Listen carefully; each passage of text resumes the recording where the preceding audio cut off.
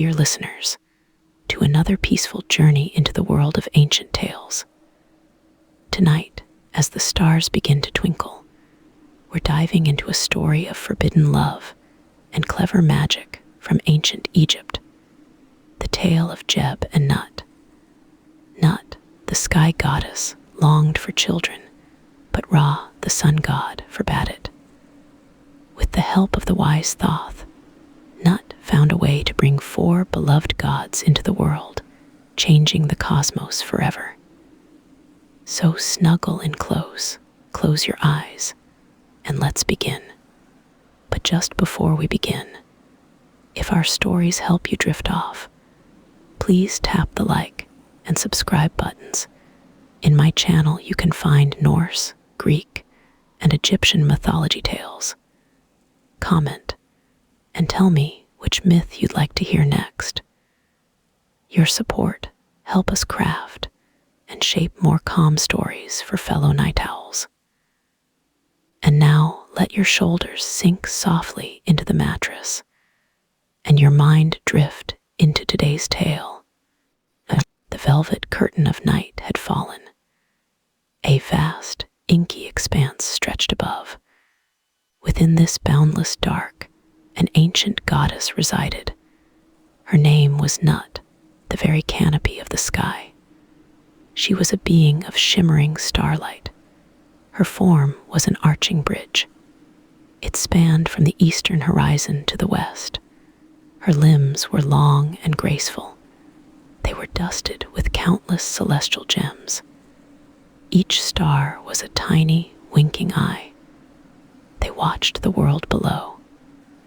Nut herself was a serene presence. She was filled with quiet contemplation. Her beauty was profound and ethereal. It was the beauty of infinite space. Her skin held the deep indigo of twilight.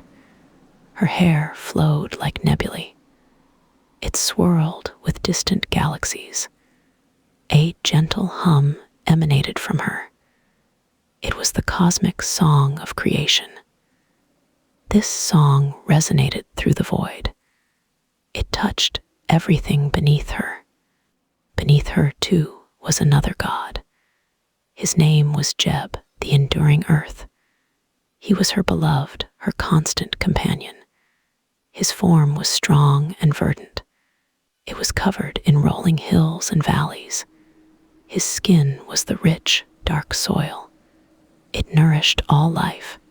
His hair was the green of ancient forests. It rustled with unseen breezes. Geb lay stretched out beneath Nut. His back touched her belly.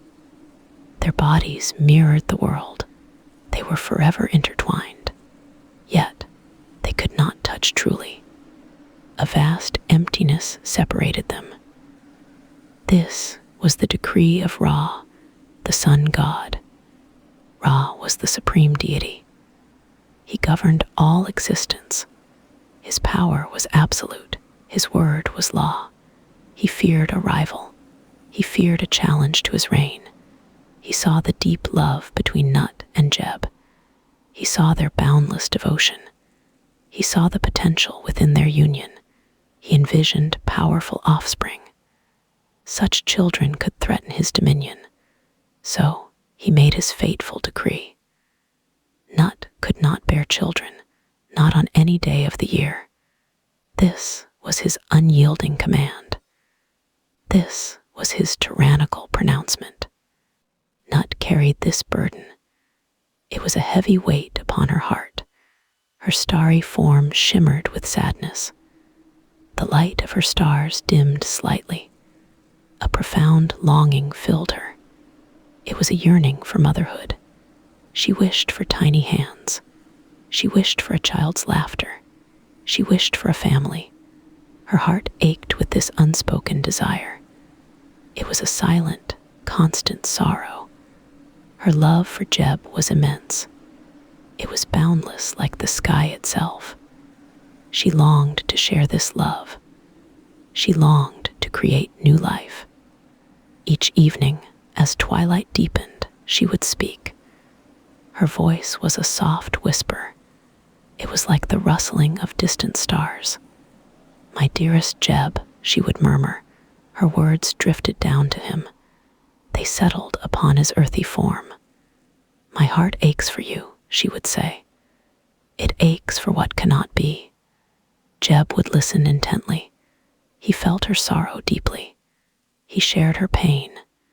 His own heart was heavy. He, too, yearned for children. He yearned for their shared legacy. "My beloved Nut," Jeb would reply. His voice was a rumbling sigh. It was like the shifting of tectonic plates. "My earth feels hollow," he would confess. "It longs for new roots." Their conversations were quiet. They were filled with unspoken grief. They spoke of their forbidden desire. They spoke of their yearning for a family. They spoke of the unfairness. They spoke of Ra's cruel decree. They were bound by love. They were bound by fate. They were bound by Ra's tyranny. Nut would gaze down at Jeb. Her eyes were pools of starlight. They reflected his verdant form. She saw the forests. She saw the rivers. She saw the mountains. She saw his enduring strength. She loved him fiercely. Her love was a cosmic force. It held the universe together. Yet, it could not defy Ra. It could not bend his will. This was the bitter truth. This was their shared reality. Sometimes a single star would fall. It would streak across her vast form. It was a tear, perhaps, a silent, celestial tear. It would vanish into the darkness. It was a symbol of her loss. It was a symbol of her longing. The world below slept soundly. It was unaware of her pain. It was unaware of her silent vigil. Only Jeb truly knew. Only he understood her suffering. Their interactions were subtle. They were filled with tenderness. They were filled with unspoken understanding. A gentle breeze might stir. It would carry Nut's sigh. It would whisper across Jeb's surface. A dewdrop might form. It would glisten on a leaf. It was a tear from Nut, perhaps, a tangible sign of her sorrow. Jeb would feel it. He would absorb it into his being. He would hold her pain. He would carry it with his own. The cosmic setting was immense. It was awe-inspiring. It was filled with wonder. Yet, it was also a cage. It was a beautiful, gilded prison. Nut was the sky itself. She was boundless and free. Yet, she was bound by Ra's decree. She was confined by his fear. Ra's power was absolute. No one dared to question him. No one dared to defy him. His word shaped reality. His will dictated destiny. Nut remembered the day of the decree. The sun had blazed fiercely. It had burned with Ra's anger. His voice had thundered. It had shaken the very heavens. Nut, child of the sky, he had roared. His words echoed through the cosmos. You shall bear no offspring. His voice was a hammer. It struck Nut's heart. Not on any day of the year, he had declared. Lest they challenge my throne. Nut had trembled then. Her stars had flickered. Her light had dimmed. Jeb had stirred beneath her. He had felt her fear. He had felt her despair. But they could not resist. They could not argue. Ra's power was too great. His wrath was too terrible. They had accepted their fate. They had bowed to his will. Yet their hearts rebelled. Their love defied the decree. The vastness of space surrounded them. It was a silent witness. The planets spun in their orbits. The galaxies drifted slowly. Everything moved with cosmic precision. Everything followed its divine path. But Nut and Jeb were stuck. They were frozen in their yearning. They were caught in an endless cycle. A cycle of love and longing. A cycle of separation and sorrow. Nut often imagined her children. She pictured them as tiny stars. They would twinkle brightly. They would dance across her form. She imagined their laughter. It would echo through the void. It would fill the emptiness. She imagined their touch. It would be soft and warm. It would banish the chill. These were her secret dreams. These were her silent hopes. They were beautiful, but unattainable. Jeb, too, had his dreams. He imagined his children. They would be young saplings. They would grow strong and tall. They would root deeply into his being. They would blossom with life. He imagined their footsteps. They would patter across his surface. They would bring joy to his plains. He imagined their voices. They would sing with the wind. They would fill his valleys. These were his secret longings. They were precious, but forbidden. The nights stretched long. They were filled with quiet communion. Nut and Jeb shared their thoughts. They shared their dreams. They shared their frustrations. They spoke of the injustice. They spoke of Ra's cruelty. They found solace in each other. Their shared love was a comfort.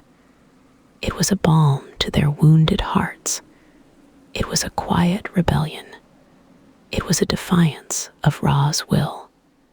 Nut's ethereal fingers would sometimes twitch. They longed to reach down. They longed to touch Jeb's earthy form, but they could not. The void remained. It was a vast, empty chasm. It was a constant reminder. It was a symbol of their separation. It was a symbol of their unfulfilled desire. Their love was a current. It flowed between them. It bridged the cosmic gap, but it could not close it. The stars above them glittered. They seemed to mock her. They were countless. They were free. They were born of the cosmos. Yet she, the mother of stars, could not create. She, the very sky, was barren. This irony was bitter. It was a constant torment. She carried this pain gracefully. She bore it with silent dignity. But it never left her. It was always present. The moon would rise. It would cast its silvery light. It would illuminate Nut's form. It would highlight her sorrow. It would reflect her longing. The moon was a silent companion. It witnessed their quiet suffering. It was a symbol of hope, perhaps, a distant, glimmering hope. But for now, only sorrow remained. Only the ache of what could not be. Nut's starry veil would shift. It would reveal glimpses of earth. She saw the sleeping world. She saw the forests and oceans. She saw the creatures of the night. They lived their lives freely. They experienced joy and sorrow. They bore children. They nurtured families. This contrast was sharp. It was a painful reminder. She was a goddess. She was powerful. Yet, she was denied this basic joy. Jeb would feel her gaze. He would sense her sadness. He would send his own comfort. A gentle tremor would pass through him. It would be a silent embrace, a promise of enduring love. His mountains stood tall. They were symbols of his steadfastness. His rivers flowed freely. They were were symbols of his devotion. He was her anchor. He was her foundation. He was her beloved earth. Their story was etched in the heavens. It was written in the stars. It was known to the cosmos. It was a tale of forbidden love. It was a tale of unfulfilled longing. It was a testament to Ra's power. It was a testament to their enduring love. And so the night continued. Nut arched above, a silent, sorrowful queen. Jeb lay below, her steadfast, aching king. Their love spanned the universe. Their desire remained unquenched. The sky goddess longed for children. Her heart yearned for a family. This longing filled the night. It filled the vast, silent cosmos. It was a quiet, profound ache. It was the deepest sorrow of the sky. The celestial silence pressed in. Nut yearned for Jeb, their separation Ra's cruel decree. His power was immense, his will unyielding, but Nut's love was equally vast. She would not yield. Desperation gnawed at her. What could she do? How could she bridge the chasm? Then, a faint whisper reached her on cosmic currents. Thoth Asterisk, the ibis-headed god of wisdom who charted stars and understood existence. They said Thoth knew secrets of time and fate. Could he manipulate them? The idea was audacious, but Nut was desperate. She recalled old tales. Thoth, Lord of Knowledge, knew hidden paths and could weave new patterns. Could he weave one for her and Jeb? Ra's omnipresent gaze was a constant threat, yet even Ra had blind spots. Nut resolved to find Thoth.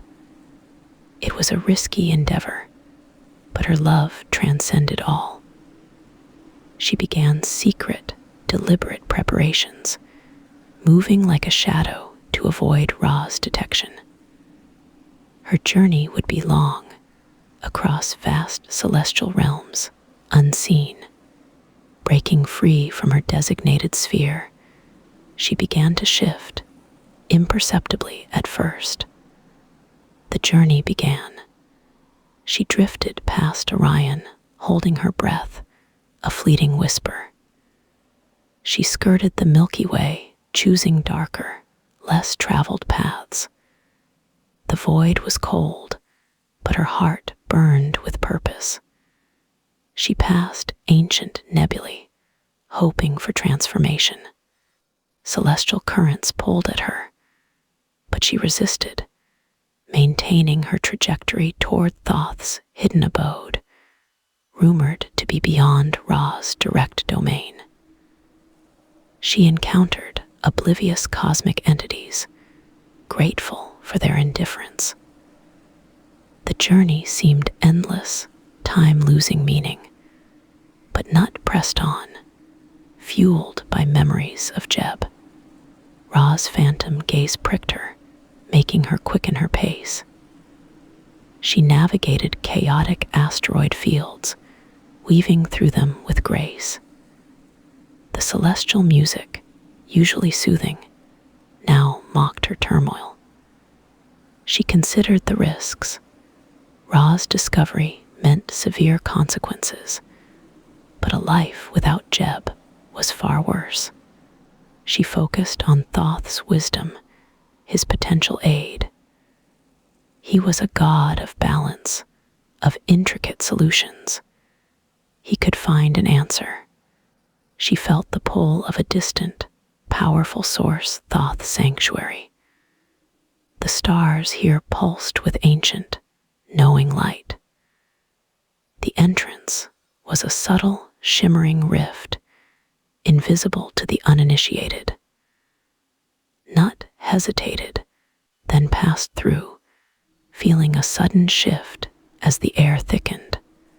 She found herself in a vast chamber, carved from starlight, its walls reflecting nebulae. Scrolls of light lined the walls, hieroglyphs dancing. In the center, Thoth sat, ibis-headed, cloaked in deep blue. He looked up, his dark, knowing eyes piercing her soul. "Nut," he said, his voice deep and resonant. "You have traveled far for a forbidden love." Nut felt a surge of hope. He knew. "Thoth," she whispered, "I seek your aid. Ra has separated us. Jeb and I, he deemed our love unlawful." Thoth nodded. "Ra's decrees are absolute, his power immense. Why do you come to me?" "They say you know time," Nut pleaded, "its intricate workings. Can you bend it?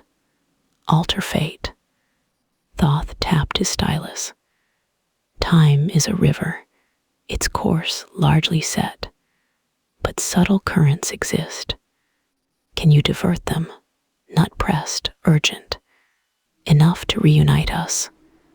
Thoth leaned back. To defy him directly, that would be folly and dangerous. "But there must be a way," Nut insisted, her voice trembling. "A loophole. You are the master of knowledge."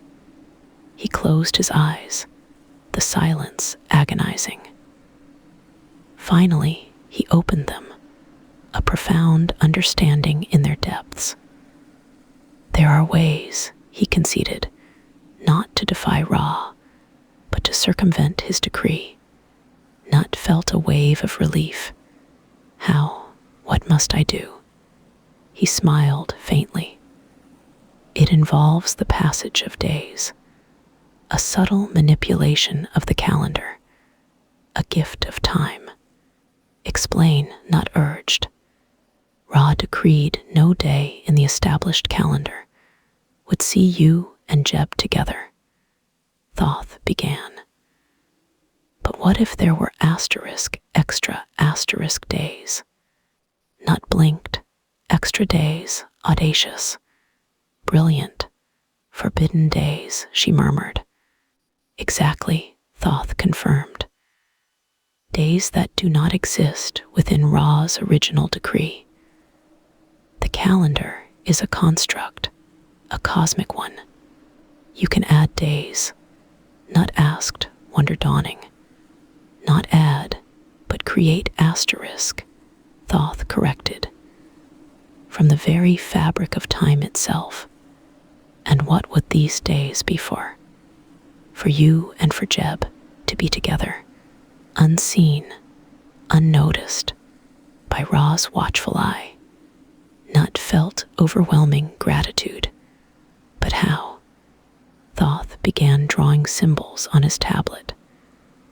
"The year has 360 days, established by Ra. But there are 5 days missing." "Missing," Nut echoed, confused.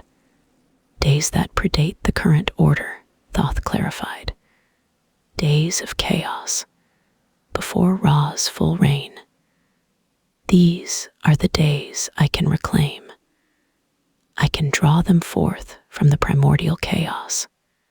And these days will be ours." Nut confirmed, heart soaring. "Yours and Jeb's," Thoth affirmed. "A secret time for your love to flourish. But there is a cost." Nut braced herself. "What is it?"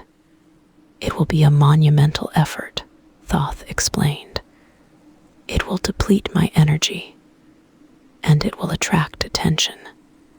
"Ra's attention," Nut whispered.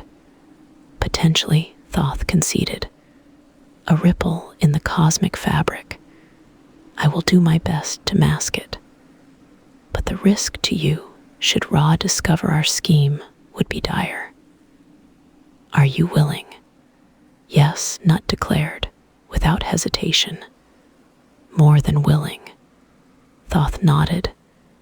"Then it is settled. I will begin the work. Go now. Return to your place." as if nothing has changed. Nut bowed in gratitude. Thank you, Thoth. She turned, her heart light, filled with hope. The journey back would be easier, buoyed by this secret. She retraced her steps through the rift, back into the vast expanse. She moved with greater purpose, urgency, to reach her sphere before Ra noticed. The celestial currents carried her homeward. She passed familiar constellations, now mere parts of a tapestry she was about to reweave. She reached her place, her starry mantle settling. She resumed her vigil, holding the sky aloft. But inside, a revolution stirred. She looked down at Jeb, still separated, but not for much longer. 5 extra days. The wait would be agonizing, but she would endure, holding onto this precious hope. Ra's omnipresent gaze, she felt it, sweeping the cosmos. But she was Nut, the sky goddess in love, a love that defied decrees, a love that would bend time itself. The stars above her shimmered, holding the promise of reunion, of stolen moments, of a love that would not be denied. Her whispered plan was now a silent vow. Nut wandered, heart aching with a desolation as vast as the arid landscape around her, through the endless desert. Each grain of sand seemed to whisper Ra's terrible decree, a chilling echo that forbade her love with Jeb. The sun, a relentless eye in the copper sky, baked the very moisture from her tears, leaving only a dry, gritty residue on her cheeks.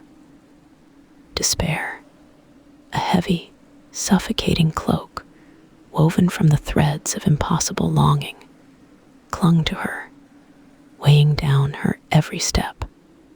The air shimmered with heat mirages, mocking her thirst, both physical and spiritual, for a connection that was now forbidden. The silence of the desert was broken only by the mournful sigh of the wind, a sound that seemed to mirror her own internal lament. Suddenly, a shimmering presence, not a mirage, but a true manifestation, began to coalesce before her. The oppressive heat of the desert began to recede, replaced by an inexplicable coolness that caressed her skin like a gentle breeze. A soft, otherworldly light, akin to moonlight filtered through a cloudless night, pulsed with a gentle rhythm, pushing back the encroaching shadows of her sorrow. Nut, her gaze drawn upward by an invisible force, watched as hope, a fragile, trembling butterfly, fluttered within her chest, stirring from its long slumber. From the heart of the luminescence, a tall, slender figure emerged, his form coalescing from the very air itself. His skin, a luminous white like pure moonlight, seemed to glow with an inner radiance, casting soft shadows around him.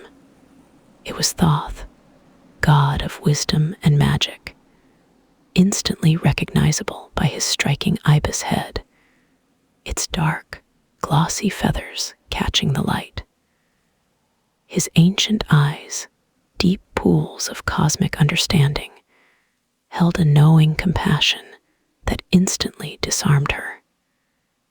In his hand, he held a gleaming bronze stylus and a rolled papyrus scroll, the tools of his eternal craft as the universe's scribe.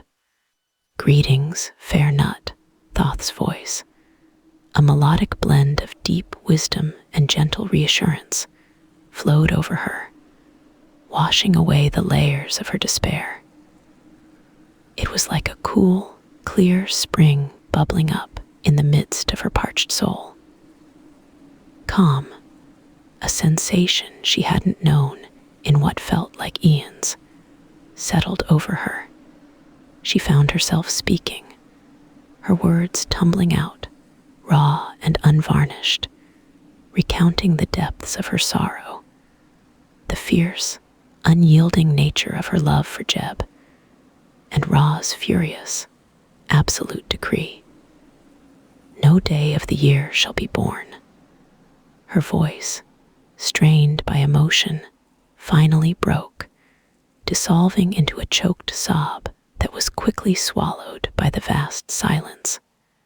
Thoth listened intently, his brow, feathered and wise, furrowed in an expression of profound contemplation. The ancient depths of his eyes reflected a deep understanding of her plight, and a flicker of righteous indignation danced within them for the injustice she suffered. He felt the weight of Ra's decree, the heavy hand of cosmic law, yet also the poignant beauty of the love that defied it. As Nut's sob subsided, a spark of ingenuity, sharp and brilliant as a newly honed stylus, ignited within Thoth's mind. He considered Ra's words, dissecting them with the precision of a master scribe. No day of the year, Ra had said. The words echoed in the quiet space between them, a riddle to be solved. Thoth's lips, beneath his ibis beak, curved into a faint, knowing smile. "Fear not, beloved Nut," he reassured her, his voice a balm to her wounded spirit. Ra's decree is precise. It speaks of the asterisk year asterisk. But what of days not of it? Nut looked at him, her tear-reddened eyes wide with confusion, a fragile hope already beginning to bloom within her. Days not of the year. How can that be? All days are part of the year, are they not?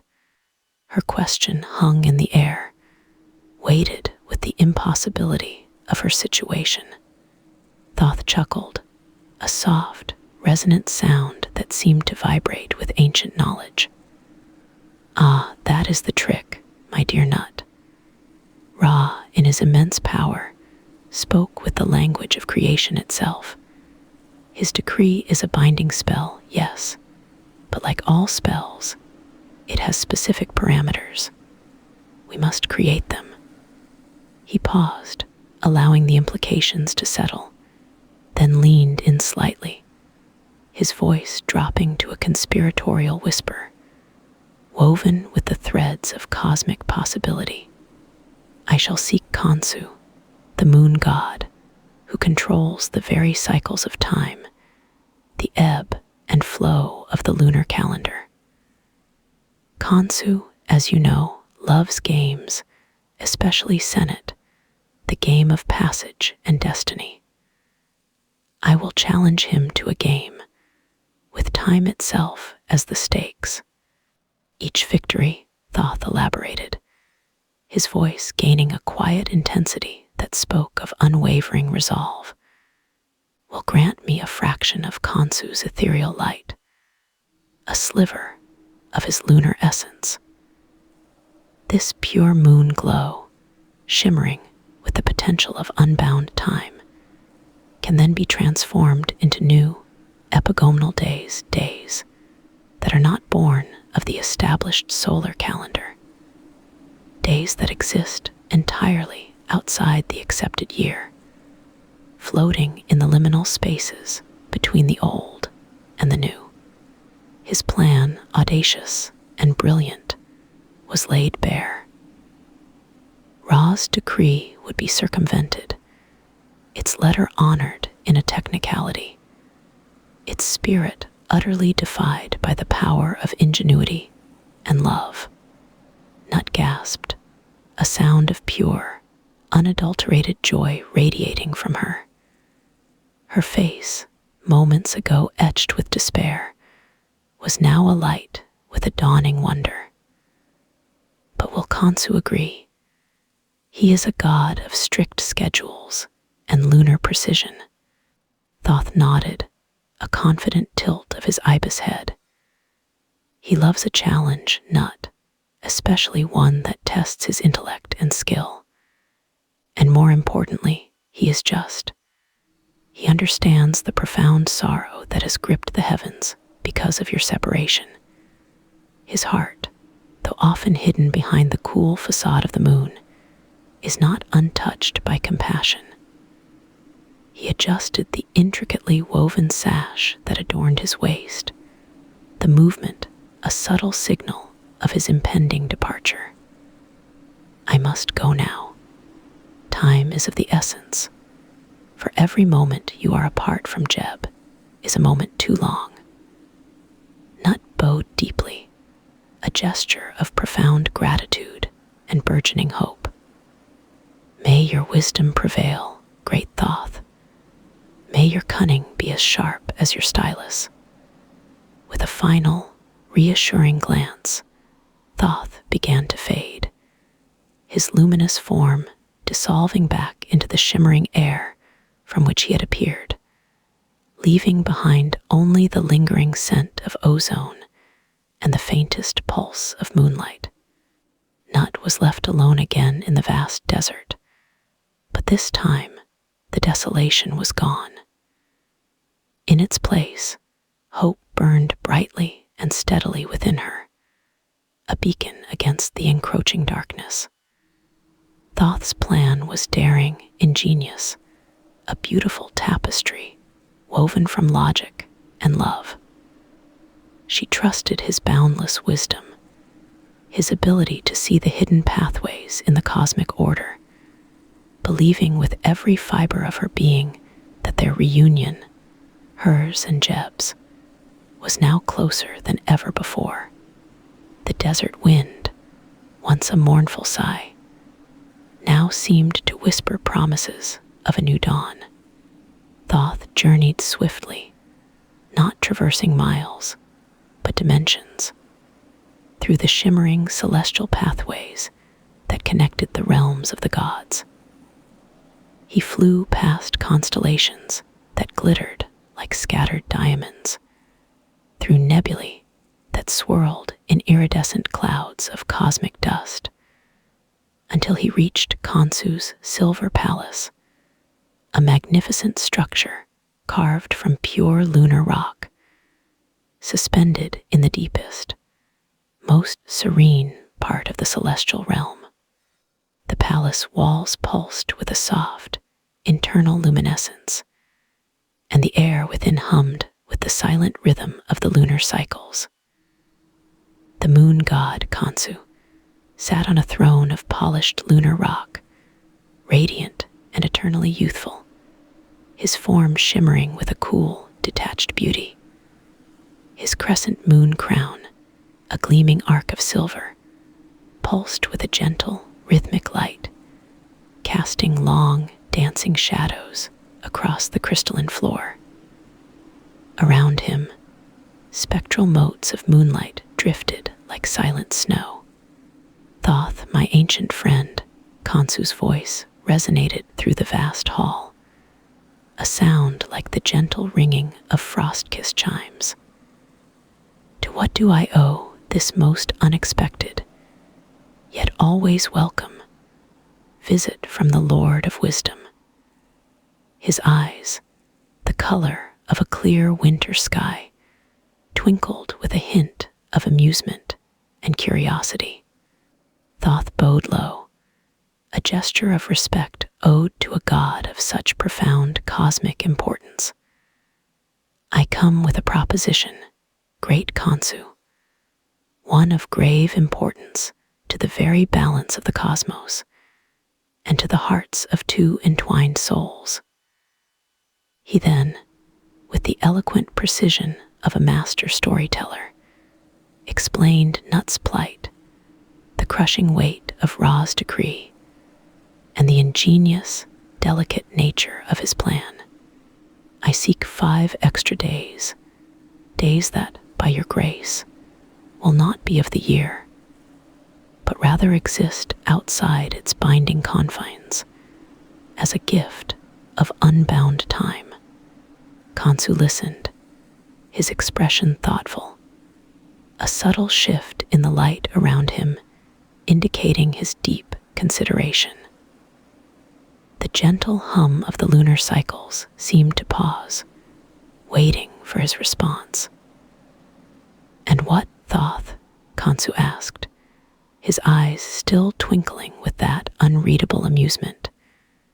"Do you offer in exchange for such a profound disruption of cosmic order, even a temporary one?"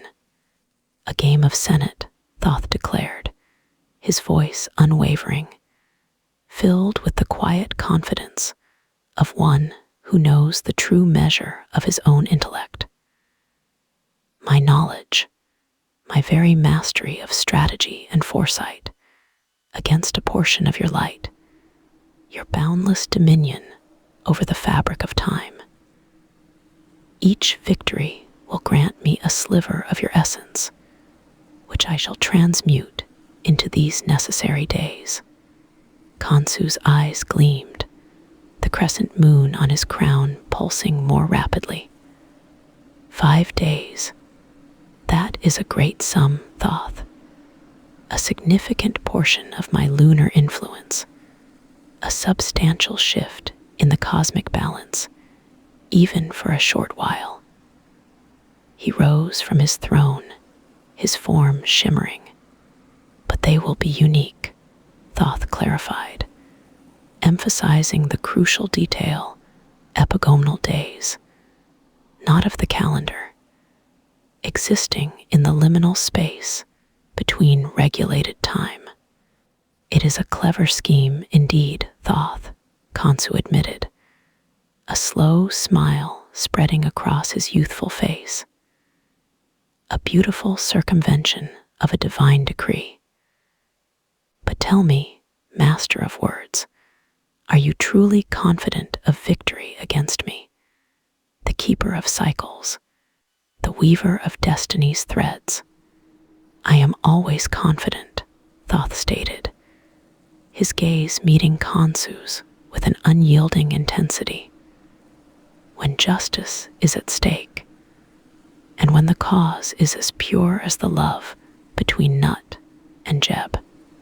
Kansu, a god who valued wisdom and honor above all else, felt a surge of respect for Thoth's conviction. He also felt a genuine sympathy for Nut, whose sorrow had rippled through the celestial spheres. "Then the challenge is accepted, Thoth," he declared, his voice ringing with the clear authority of the moon itself. With a graceful wave of his hand, a magnificent Senate board, intricately carved from shimmering obsidian and inlaid with mother of pearl, materialized between them, its pieces, glowing with faint starlight, hovering above its surface. The air grew still, charged with the silent tension of a cosmic gamble. They played. Thoth, precise and calculated, his ibis head tilted in deep concentration, moved his pieces with an almost ethereal grace, each move a carefully considered step in a complex mental dance. He anticipated Kansu's every counter, every feint, seeing pathways invisible to lesser minds. He won the first game with a decisive, elegant move that left Kansu momentarily stunned. As the final piece landed, a tangible sliver of moonlight, detached from Kansu's very aura, shimmered into existence, floating gently towards Thoth. It pulsed with a soft, nascent energy, the first epigonal day secured. He won again, a second victory secured through relentless logical deduction. Another sliver of light detached, joining the first, forming a small, luminous cluster. 2 days. Khonsu, surprised by Thoth's unparalleled skill, adapted his strategy, his youthful face now etched with a deeper concentration. He was a master of the game, a deity who had played against the very fabric of time. Yet Thoth's mind seemed to move on a different plane. The third game was a battle of wits, a close-fought contest where every move was fraught with tension. Khonsu pressed hard, his lunar pieces dancing across the board with unexpected aggression. But Thoth, seeing a hidden path, a subtle weakness in Khonsu's seemingly impenetrable defense, took a calculated risk, a daring move that paid off spectacularly. He won. A third shimmering day floated free, drawn to Thoth's waiting hand. 3 days. The fourth game saw Khonsu play brilliantly, pushing Thoth to his absolute limits.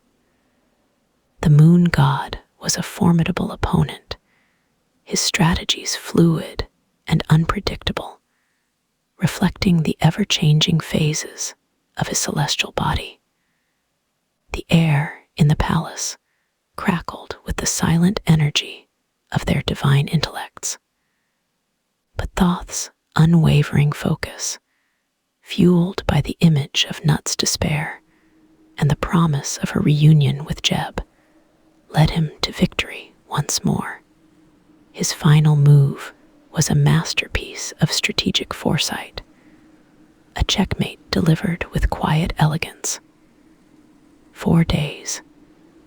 The cluster of light in Thoth's hand now glowed with a substantial brilliance. A small, radiant sun. 1 more day, great Khonsu, Thoth stated, his voice calm, though a subtle tremor of exhaustion, a rare thing for a god, touched his tone. Khonsu nodded, his expression a mixture of grudging admiration and quiet determination. He was a god of honor, and he would see the challenge through. The fifth and final game was an epic struggle, a crescendo of divine intellect. Khonsu played with a fiery passion, his pieces moving with the swiftness and intensity of a meteor shower, pushing Thoth to his very limits. The stakes were immense, the tension palpable, filling the silver palace with a silent, electrifying energy. Each move was a calculated gamble, each counter a stroke of genius. But Thoth, fueled not just by his own wisdom, but by the profound hope he carried for Nut, made the decisive move, a brilliant, unforeseen maneuver that shattered Khonsu's remaining defenses. The final piece clicked into place. He won. All 5 days were hers, a gift of time carved from the very essence of the moon. Khonsu smiled, a genuine, unreserved smile that illuminated his youthful face. "You are indeed victorious, Thoth, master of wisdom," he conceded, bowing his head slightly in acknowledgement of Thoth's unparalleled skill. "All 5 days are yours, to be used as you see fit." With a graceful wave of his hand, the final sliver of light, the last fraction of his lunar essence, detached itself and drifted towards Thoth, joining the others to form a single, intensely glowing sphere. "Thank you, Khonsu," Thoth said sincerely, his voice filled with gratitude, "for your justice and your compassion. Justice demanded it, and your skill earned it, my friend," Khonsu replied, his eyes twinkling once more. May these days bring forth the happiness they are destined for. Thoth, carrying the precious, life-promising sphere of epigonal days, which pulsed with a soft, warm light, began his journey back to the terrestrial realm. As he descended, the desert air below, which had been so scorching and desolate, now seemed cooler, infused with the gentle, refreshing essence of the moon. The moon itself, high and full in the night sky, seemed to shine with a particular tenderness, a silent blessing on his mission. Not weighted, her heart a frantic drum against her ribs, the hope Thoth had instilled burning fiercely within her. The desert night was cool now, the stars incredibly bright, each one a tiny point of anticipation. Then, a distant luminescence appeared on the horizon, growing steadily brighter, like a miniature sun rising in the wrong direction. It was Thoth, his form now distinct, carrying a glowing, pulsing pouch of pure light. She ran to him, her feet barely touching the sand, her voice a joyous cry that echoed across the silent dunes. "Thoth," she cried, her voice thick with emotion, "did you succeed? Did you win the days?" He smiled, a gentle, knowing smile that reached his ancient eyes, and held up the pouch, its contents shimmering with an ethereal glow. "Yes, Nut, I have won them for you. 5 new days, carved from the very fabric of time." Nut gasped, tears of pure, unadulterated joy streaming down her face, glistening in the moonlight. She reached out, her hand trembling, and touched the pouch, feeling the warmth of the real days, a warmth that promised life and connection. It was a sensation unlike anything she had ever known, a tangible manifestation of hope. 5 epigonal days, Thoth explained, his voice soft, recounting the clever loophole, the intense game of Senate, and Khonsu's ultimate concession.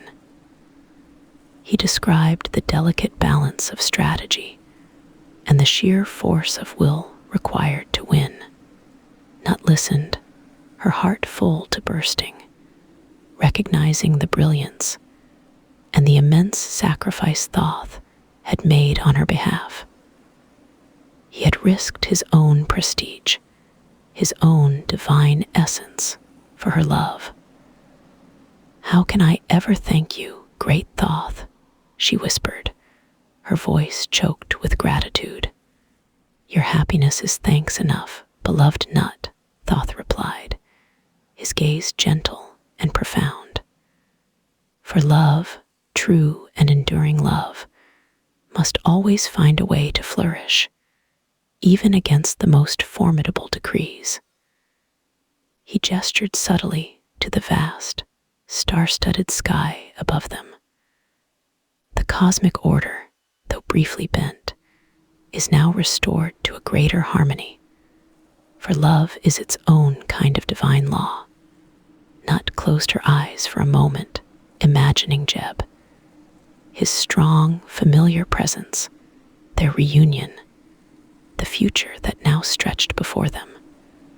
No longer a desolate void, but a fertile land of possibility. The desert wind, once a mournful whisper, now seemed to sing a joyous lullaby of new beginnings. The stars above, no longer just distant points of light, shone with a newfound brilliance, mirroring the light within her soul.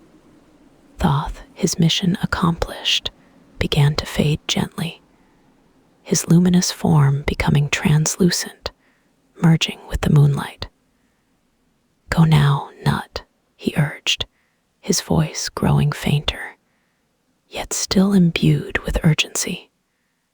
Find your beloved. Do not waste a single moment of this precious, newly won time. Nut nodded, clutching the glowing pouch to her chest.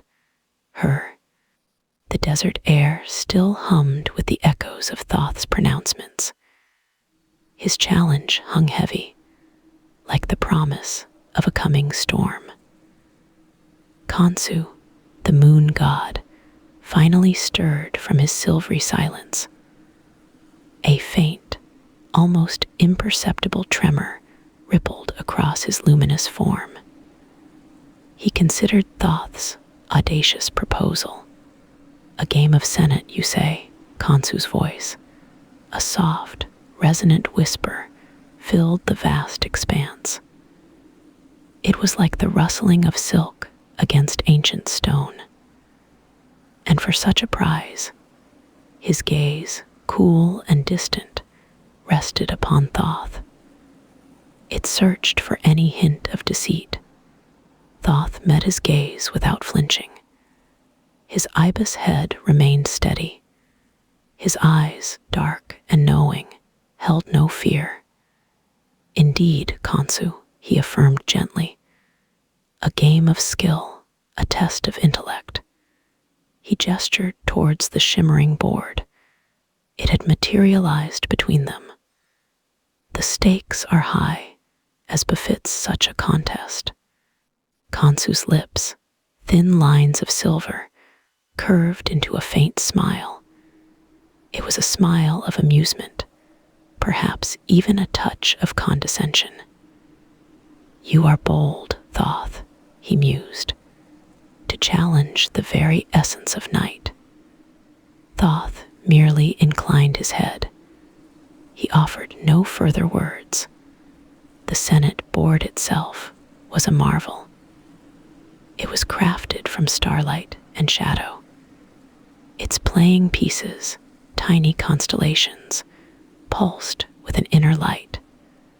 Khonsu's pieces shimmered with a cool, lunar glow. Thoth's pieces held a deeper, more earthy luminescence. The air around them grew still.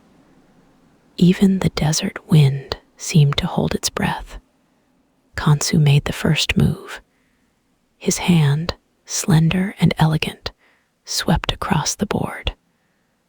One of his pieces, a tiny crescent moon, glided forward. It moved with fluid grace. The board hummed faintly in response. A low, resonant sound filled the silence. Thoth observed the move carefully. His brow, furrowed in thought, reflected the soft light. He considered the possibilities. He weighed the risks. Then, with a precise, unhurried motion, he countered. His piece, a stylized ibis, advanced. It settled into its new position. The game began in earnest. Each move was deliberate. Each placement was strategic. Khonsu, initially, played with an almost casual confidence. He was the moon god, after all. He was accustomed to unchallenged dominion. His early moves were sweeping. They aimed to dominate the board. He advanced his pieces boldly. He sought to establish an early lead. His confidence was almost palpable. It radiated from him like the light from his form. He believed his power, his very nature, would ensure his victory. He had never known true defeat. Thoth, however, played a different game. He was patient. He was methodical. He did not rush. He did not seek immediate advantage. Instead, he focused on building a strong foundation. He fortified his defenses. He created subtle traps. His moves were small, almost imperceptible. Yet, each one served a larger purpose. The silence of the desert was broken only by the soft click of the pieces. It was a rhythmic, almost hypnotic sound. It echoed in the vast emptiness. The air crackled with unspoken tension. The stakes, though unseen, were profoundly felt. Khonsu's early confidence slowly began to wane. He found his sweeping advances countered. His bold moves were met with unexpected resistance. Thoth's seemingly innocuous placements proved to be strategic roadblocks. They blocked his progress. They disrupted his flow. A faint frown creased Khonsu's luminous brow. He paused, his hand hovering over the board. He reevaluated his strategy. He had not anticipated such intricate play. He had underestimated Thoth's intellectual prowess. The god of wisdom was proving to be a formidable opponent. Thoth, meanwhile, remained impassive. His expression was calm. His eyes, however, gleamed with an inner light. He saw the shift in Khonsu. He sensed the subtle change. He knew his strategy was working. He was slowly, painstakingly, gaining ground. The game continued for what felt like an eternity. The stars wheeled overhead. The desert night deepened. The air grew cooler. Yet, neither god showed any sign of fatigue. Their concentration remained absolute. Their focus was unwavering. Khonsu's moves became more hesitant. He no longer played with the same carefree abandon. He considered each step. He weighed the consequences. The subtle pressure Thoth exerted was beginning to tell. It was a gentle, relentless pressure. Thoth, conversely, seemed to grow stronger with each passing moment. His mind, sharp and agile, saw paths where Khonsu saw only dead ends. He anticipated Khonsu's reactions. He exploited his weaknesses. He turned his strengths against him. One particularly cunning move by Thoth forced Khonsu into a difficult position. Khonsu had to sacrifice a piece. It was a minor piece, but the loss stung. It was a tangible sign of Thoth's growing dominance. Khonsu's luminous form flickered slightly. "Clever Thoth," Khonsu murmured, his voice now tinged with a hint of grudging respect. "Very clever." He moved his piece. The small crescent moon piece vanished from the board. Its light faded into the darkness. Thoth offered no reply. He merely nodded. His focus remained on the board. He did not celebrate small victories. He kept his eye on the ultimate prize. The 5 epigonal days, the days that would allow Jeb and Nut to be together, they were his goal. The atmosphere around the board intensified. The air seemed to hum with concentrated energy. The light from Khonsu's form pulsed more rapidly. His emotions, though carefully controlled, were becoming more evident. He was no longer merely playing a game. He was fighting for his very essence. Thoth, in contrast, remained a picture of serene composure. His movements were precise. His thoughts were clear. He was a master craftsman, meticulously building his victory, piece by painstaking piece. He was weaving a tapestry of triumph. Another crucial moment arrived. Thoth made a move that surprised even Khonsu. It was a bold, unexpected maneuver. It opened up a new path for Thoth's pieces. It closed off a vital escape route for Khonsu. The moon god's eyes widened slightly. Khonsu stared at the board. He traced the lines of the pieces with his gaze. He saw the trap. He saw the inevitable outcome. Thoth had outmaneuvered him. He had been outplayed. The realization settled upon him. It was a heavy, unwelcome truth. A sigh, soft as the whisper of the desert wind, escaped Khonsu's lips. He knew then that the game was lost. He had underestimated Thoth's wisdom. He had underestimated his strategic brilliance. The moon god, for the first time in a long time, knew the sting of defeat. "I concede, Thoth," Khonsu said, his voice a low, resonant sigh. His luminous form seemed to dim slightly. It was as if a small portion of his light had already begun to fade. "You have won." His gaze, though still distant, held a newfound respect. Thoth looked up from the board. His eyes met Khonsu's. There was no triumph in his expression. There was only a quiet understanding. He had not sought to humiliate Khonsu. He had simply sought to achieve his goal.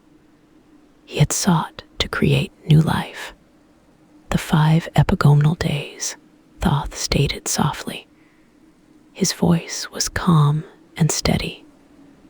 "They are now within my grasp." Khonsu nodded. He acknowledged the terms of their agreement. He understood the consequences of his loss. A shimmer of light, delicate and ethereal, detached itself from Khonsu's form. It was a pure, concentrated essence of moonlight. It floated towards Thoth. It pulsed with a gentle, rhythmic beat. It was the prize. It was the very light of the moon. Thoth reached out. His hand, steady and unhesitating, accepted the precious gift. The light settled into his palm. It glowed with a soft, warm radiance. It was not cold and distant like Khonsu's light. It was vibrant. It was full of potential. He held the light aloft. It pulsed with an almost imperceptible rhythm. It was the raw material for creation. It was the essence of time. He looked at Khonsu. He offered a silent, respectful nod. He appreciated the moon god's adherence to their pact. Khonsu watched as Thoth absorbed the light. A faint tremor passed through his own being. The loss was real. It was tangible. Yet, there was also a quiet dignity in his acceptance. He was a god of his word. He honored the outcome of the game. The Senate board, its purpose served, began to fade. Its starlight pieces dissolved into motes of light. Its shadow-crafted surface dissipated into the desert air. It left no trace of its existence. It was as if it had never been. The desert night, once charged with tension, now settled into a quiet calm. The air was still. The stars glittered with renewed brilliance. A new chapter was about to begin. A new path was now open. The way forward was clear.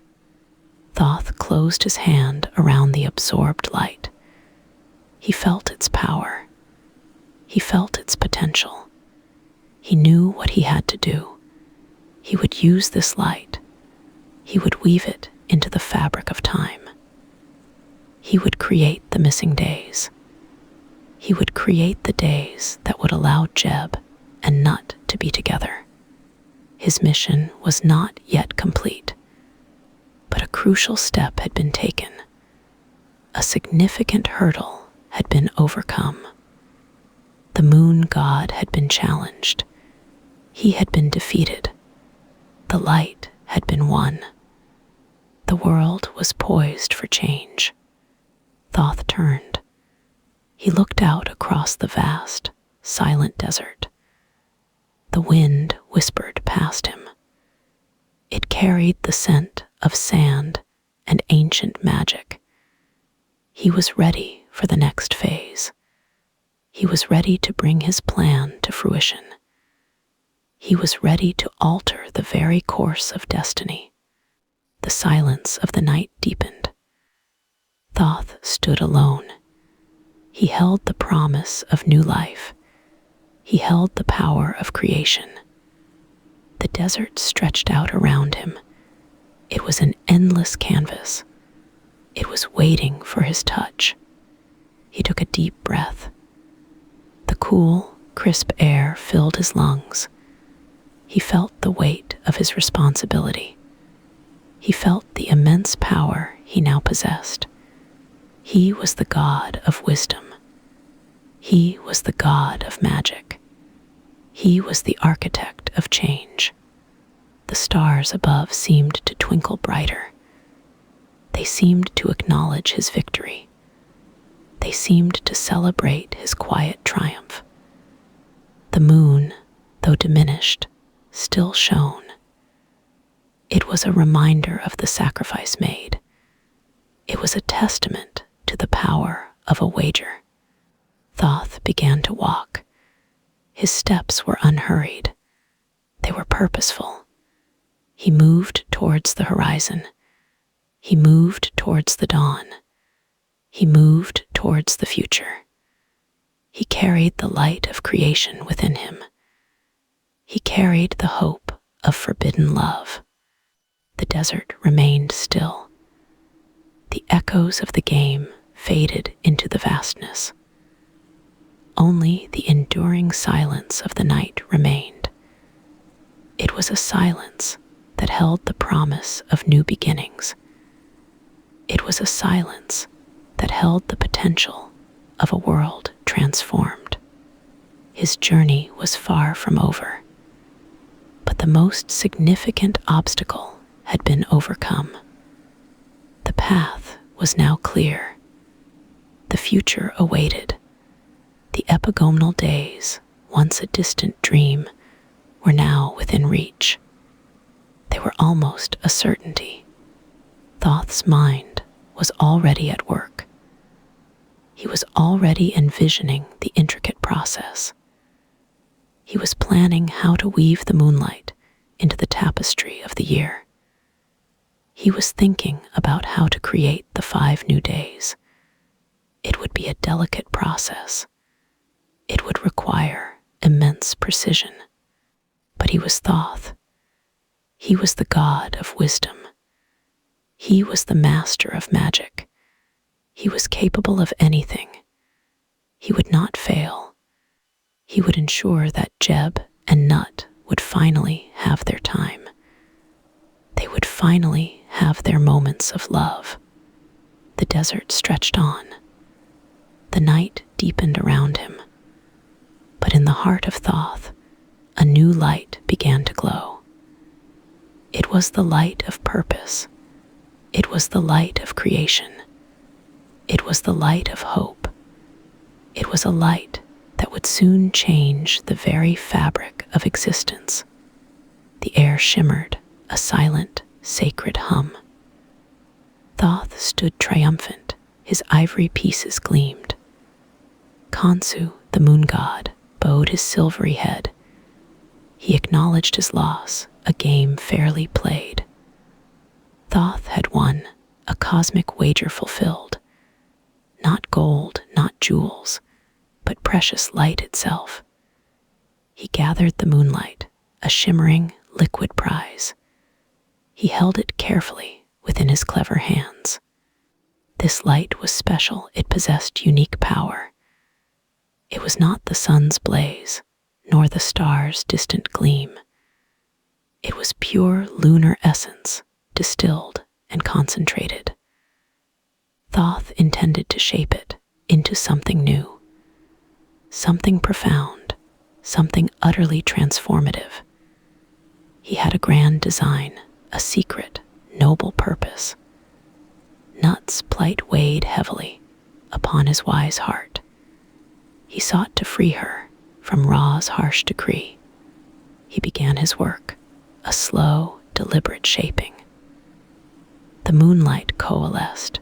It pulsed with gentle warmth. It formed 5 distinct spheres, each one a tiny moon. They floated before him, luminous and serene. Each sphere hummed softly, with nascent, vibrant life. These were the days he had so cunningly won, days outside the calendar, beyond Ra's dominion. The cosmos shifted in subtle, silent ways. The celestial gears turned with newfound grace. A whisper passed through the stars, a ripple across the void. Even Ra, in his golden barge, felt a faint tremor. He dismissed it quickly, a mere cosmic sigh. He did not suspect the true magnitude of change. Thoth smiled softly, a knowing, secret smile. He named these days the epigonal days. They were additions beyond the 360-day year. 5 extra days woven into existence. They were liminal spaces outside of time's normal flow. Days of freedom, days of quiet rebellion. Nut would rejoice, her heart would surely mend. Thoth felt a deep peace, a quiet satisfaction. His intellect served a purpose truly divine. News traveled fast on celestial currents. It flowed like starlight through the cosmic tapestry. A gentle breeze carried it to Nut's high abode. She felt it first, a subtle shift in the air. A lightness descended upon her weary spirit. Her starry cloak shimmered with renewed brilliance. Hope, a long-lost friend, stirred within her soul. She heard the whispers, the hushed, excited murmurs. Thoth's victory, Khonsu's concession. The creation of days unfettered and free. Her heart swelled, a magnificent, silent bloom. Tears, shimmering like dew, gathered in her eyes. Not tears of sorrow, but of profound, deep joy. A miracle had happened, a true cosmic gift. Nut began to prepare with boundless energy. Her celestial home, usually still and quiet, now buzzed with purpose, a gentle, vibrant hum. She polished the stars until they gleamed like jewels. She arranged the constellations in perfect, pleasing patterns. Every nebula glowed with renewed intensity. Her domain reflected the joy in her own heart. She chose her finest garments, woven from nebulae silk. They shimmered with starlight and the soft glow of distant galaxies. Her hair, a cascade of cosmic dust, she adorned with moonbeams. She wanted to look beautiful for these precious days. Days of reunion, days of unspoken love, days to finally embrace her beloved Jeb. She thought of Jeb, her earthly counterpart. Her heart ached with longing, a sweet, tender pain. She imagined his smile, his strong, comforting presence. The long separation had been a cruel torment, but now release was near the end of their long wait. The The epigonal days were a promise fulfilled. Each moment counted, each second a treasure. Nut's anticipation grew with every passing hour. She felt the cosmic shift, the subtle realignment. The new days approached like gentle, silent waves. She could almost taste them, a flavor of freedom, a scent of possibility, a fragrance of pure joy. The universe held its breath in quiet expectation. All creation awaited this sacred, liminal time. She looked down upon Earth, a swirling, verdant sphere. She saw Jeb there, his form stretched out below. He appeared peaceful, unaware of the cosmic machinations, unaware of the gift that was soon to be his. Nut longed to tell him, to share her boundless joy. But the secret must hold until the appointed hour. She remembered Ra's decree, his voice like thunder. No child shall be born on any day of the year, his words had echoed through the vast expanse. They had bound her in an invisible, cruel chain. But Thoth, clever Thoth, had found a way.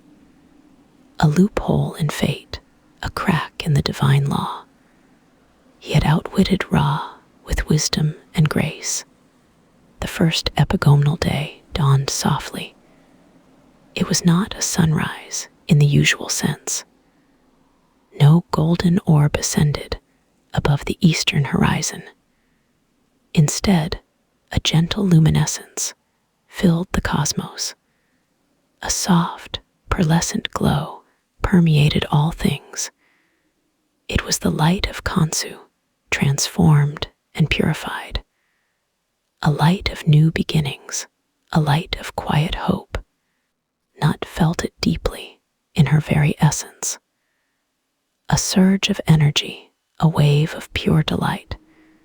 She stretched her celestial limbs with newfound freedom. The weight of Ra's decree had finally lifted. For these 5 days, she was truly unbound.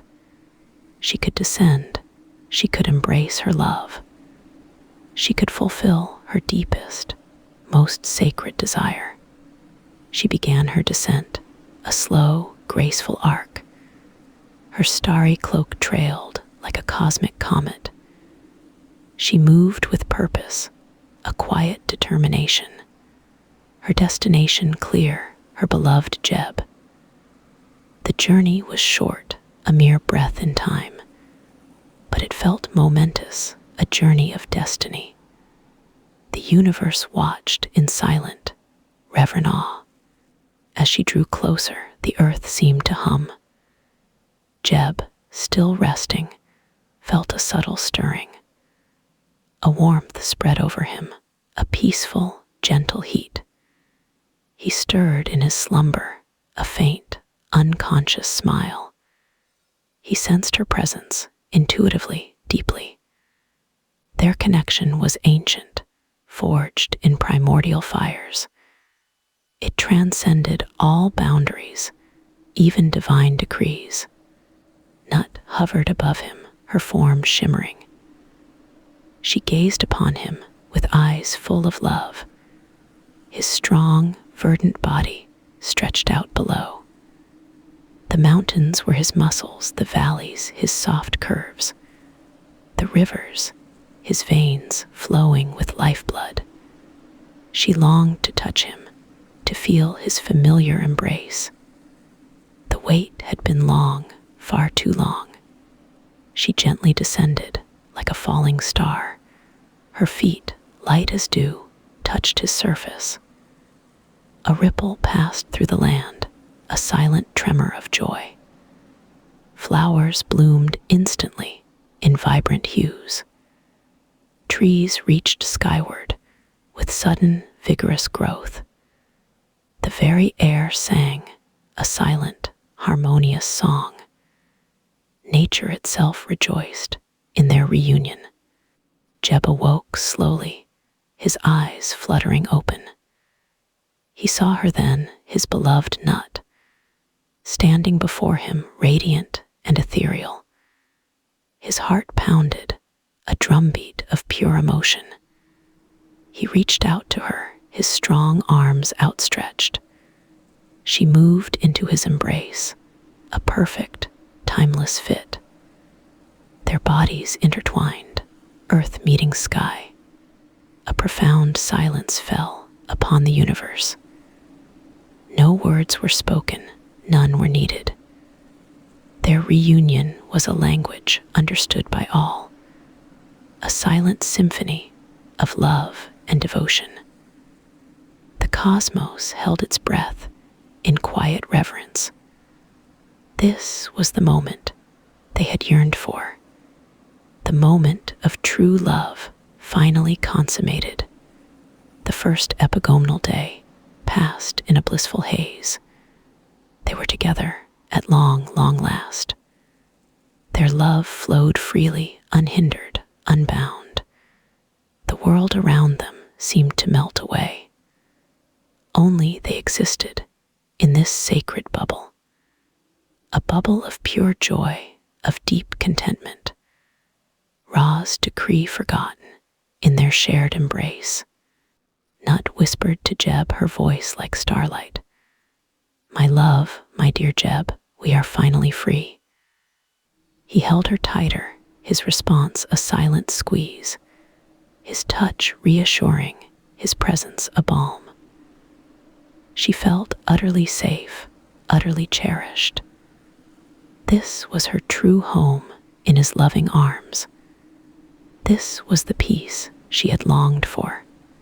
The second epigomenal day dawned with gentle light. Their love deepened with every passing moment. They explored their connection in new, profound ways. Their souls intertwined, their spirits merged. They spoke without words, their hearts understood. The world was their sanctuary, their private haven. A love story written in the stars. Nut felt a stirring, a subtle warmth within. A new life awakening within her celestial womb. A child of sky and earth, conceived in pure love. A child born of freedom, outside of decree. Her heart swelled anew with a different joy. The joy of creation, the miracle of life. This was the ultimate gift of their stolen days. Jeb sensed it too, a deep, intuitive knowing. His eyes met hers, a shared understanding. A silent promise, a profound commitment.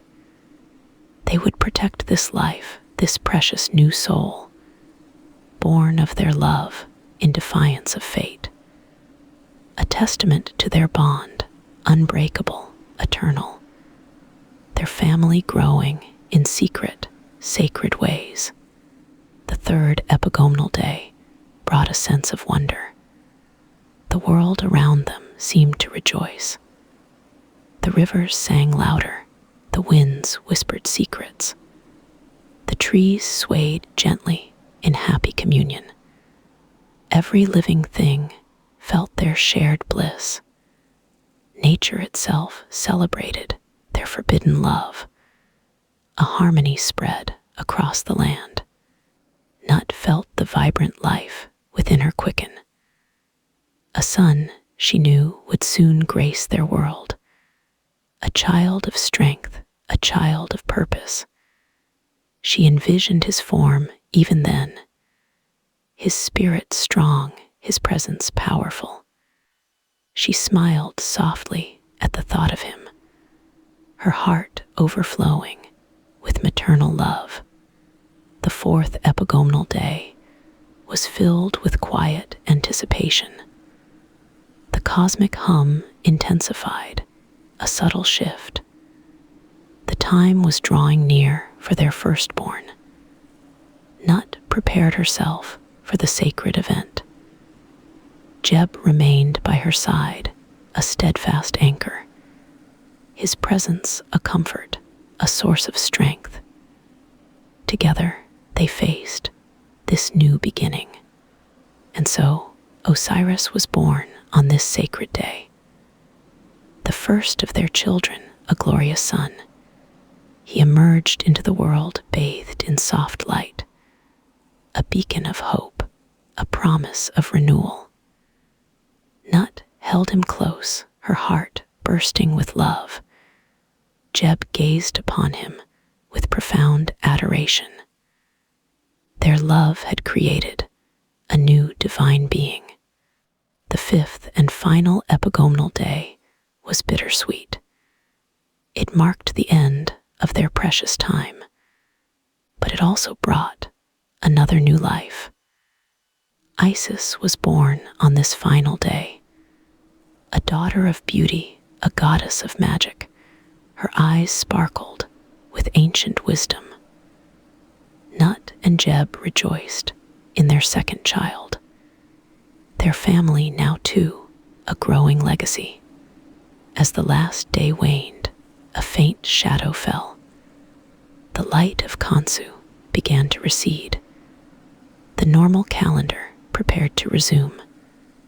Ra's decree loomed once more over them. Nut felt a pang of gentle sorrow. Saying goodbye was always hard, but her heart was full, brimming with joy. She held her children close, her precious gifts. Osiris, strong and noble, Isis, wise and kind. They were living proof of their enduring love, proof that even fate could be outwitted. Thoth's cleverness had borne fruit. His victory in the game had changed their lives. It had granted them eternal happiness. Nut embraced Jeb one last, lingering touch. Until we meet again, my love, in spirit always. He nodded, his eyes filled with unspoken promises. Their bond was unbreakable, their love eternal. They would find ways to be together, even across realms, even through time. Their love was a force that transcended all. She ascended slowly back to her celestial realm, her heart light, her spirit renewed. She carried with her the precious gift of life, her two beautiful children born of love. The epigomenal days were now complete. They had served their purpose magnificently.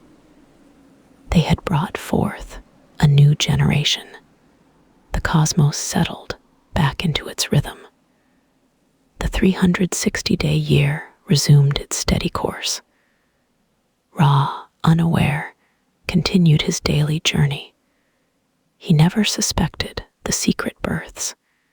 He never knew of Thoth's clever scheme. He never discovered the loophole in his law. The universe kept its sacred secret. Nut watched over her children from her starry abode. She nurtured them with boundless love. They grew quickly, strong and wise. Osiris, destined for greatness, Isis, for powerful magic. Their story interwoven with the fate of the world. All thanks to the epigomenal days. A time of freedom, a time of joy. A time when love truly conquered all. The stars twinkled softly, a silent lullaby. The celestial hummed a peaceful song. Sleep now, little one, let dreams take flight. Let the cosmos embrace you through the long night. The sun dipped low, a final golden sigh. Its last rays stretched across the quiet land. Nut felt a new stirring deep within her, a gentle hum. The first of the 5 extra days had begun. This day was special, set apart from all others. It belonged to no month, no season. It was a day woven into the fabric of time itself, a gift. Nut breathed slowly, feeling the cosmos shift. A profound calm settled over her. Then a subtle tremor began. It rippled through the very air. The stars above seemed to shimmer brighter. Nut closed her eyes, focusing inward. She felt a powerful presence emerging. With a soft, almost imperceptible sigh, her first child entered the world. He was named Osiris. He was born with the quiet dignity of a king. His skin held the deep green of fertile fields. His eyes, even then, held ancient wisdom. They were like pools of still water reflecting the sky. Osiris embodied life's eternal promise. He brought with him the scent of fresh earth. He carried the gentle murmur of flowing rivers. He was the spirit of renewal, of rebirth. His very presence brought comfort. He was destined for greatness, for compassion. He would guide souls through darkness. Osiris was the lord of the afterlife. He was the giver of eternal life. He was the gentle shepherd of the departed. His spirit bloomed like a lotus. He brought order to chaos. His birth brought a profound stillness. It was a moment of perfect peace. The world seemed to hold its breath. Nut cradled him close, a soft smile on her lips. She felt a mother's deep love. The first day drew to a close. Night deepened its embrace. The stars twinkled like scattered diamonds. Nut rested, holding her precious son. She felt the quiet anticipation of tomorrow. The second extra day dawned, pale and watchful. A different energy stirred within Nut. It was vibrant, soaring, like a hawk on the wind. This child would be swift and keen. A new surge of power began. It was strong and unmistakable. The air around Nut pulsed with unseen force. She felt the ancient lineage unfold. Another life was ready to emerge. Then, with a silent, soaring grace, Horus the Elder was born. He was light itself. His eyes gleamed with the brilliance of the sun. He was strong, resolute, and noble. Horus carried the spirit of the sky. He was the embodiment of divine kingship. He was the protector of the innocent. His presence radiated strength. He brought clarity and purpose. He was like a beacon in the night. He was the watchful eye above. He was the soaring falcon. His spirit was untamed, yet just. He would uphold truth and order. Horus the Elder brought a sense of vastness. He brought the boundless expanse of the heavens. His birth echoed through the cosmos. It was a clear, resonant note. Nut felt a surge of pride. She held her second son, strong and bright. His spirit resonated with the dawn. The world pulsed with newfound energy. The second day, too, began to fade. Darkness gathered once more. The third day arrived different, distinct. A restless energy began to stir. It was wild, untamed, like desert winds. Nut felt a powerful, raw force. This child would be a force of nature. A tremor ran through the very ground. The air grew thick with anticipation. A strange, primal hum filled the space. Nut braced herself, her spirit watchful.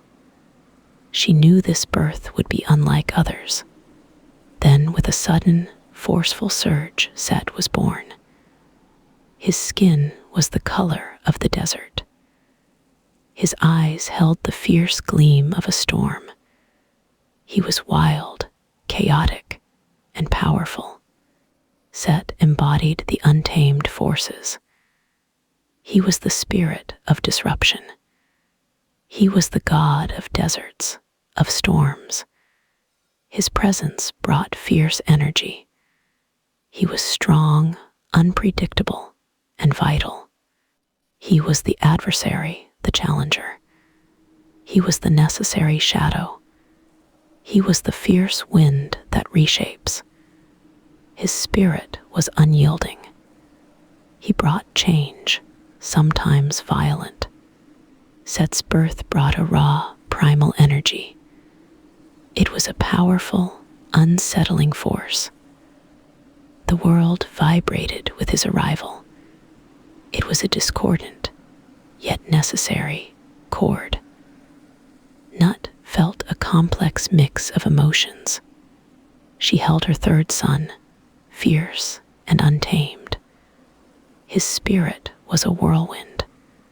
The day hummed with his powerful essence. The third day, too, began its slow descent. Stars began to prick the sky. The fourth extra day dawned. It was soft, gentle, and mysterious. A deep, quiet magic stirred within Nut. This child would embody ancient wisdom. She would be powerful, yet subtle. A delicate shimmer began to appear. It wove through the very air. A sense of profound mystery settled. Nut felt a gentle, knowing presence. This birth would be filled with wonder. Then, with an elegant, silent grace, Isis was born. Her eyes held the depth of the night sky. Her skin was soft, luminous, like moonlight. She was magic itself, pure and ancient. Isis embodied wisdom, motherhood, and healing. She was the mistress of spells. She was the protector of families. Her presence brought profound comfort. She was nurturing, powerful, and wise. She was the weaver of destinies. She was the queen of enchantment. She was the healer of wounds. Her spirit was boundless. She brought hope and restoration. Isis's birth brought a sacred stillness. It was a moment of deep reverence. The world seemed to sigh with her arrival. It was a beautiful, resonant harmony. Nut felt a deep, abiding joy. She held her fourth child, wise and radiant. Her spirit was a shimmering veil. The day glowed with her gentle power. The fourth day, too, began to wane. The sky deepened to indigo. The fifth and final extra day arrived. It held a quiet, somber beauty. A gentle, sorrowful energy stirred within Nut. This child would bring solace and protection. She would be a comforting presence. A soft, melancholic hum began. It resonated through the very air. A sense of gentle acceptance arose. Nut felt a profound empathy awaken. This birth would be tender and compassionate. Then, with a gentle, hushed arrival, Nephthys was born. Her eyes held the soft gray of twilight. Her skin was pale, ethereal, like mist. She was solace, protection, and understanding. Nephthys embodied mourning and transition. She was the companion to the dying. She was the protector of the vulnerable. Her presence brought quiet strength. She was gentle, loyal, and steadfast. She was the comforting hand. She was the guide through sorrow. She was the guardian of boundaries. Her spirit was unwavering. She brought peace and acceptance. Nephthys' birth brought a quiet solemnity. It was a moment of tender understanding. The world seemed to embrace her arrival. It was a soft, comforting melody. Nut felt a deep, abiding peace. She held her fifth child, calm and reassuring. Her spirit was a gentle embrace. The day settled into a profound quiet. The 5 sacred days had ended. The world was forever changed. Osiris, wise and verdant, brought life. Horus the elder, strong and bright, brought light. Set, fierce and chaotic, brought change. Isis, magical and nurturing, brought wisdom. Nephthys, gentle and protective, brought solace. Each child was a universe unto themselves. Each brought a unique quality. Each embodied a fundamental force. They were the building blocks of existence. They were the very essence of the cosmos. Their arrival rippled through creation. The stars sang a new song. The rivers flowed with new purpose. The mountains stood even taller. The air itself vibrated with their power. The very fabric of reality shifted. The world was now vibrant, complex. It held joy and sorrow, order and chaos. It held life and death, light and shadow. It held everything all at once. Nut looked upon her children, her heart full. They were her legacy, her joy. They were the future of the world. She felt a profound sense of completion. Her purpose had been fulfilled. The cosmos felt different now.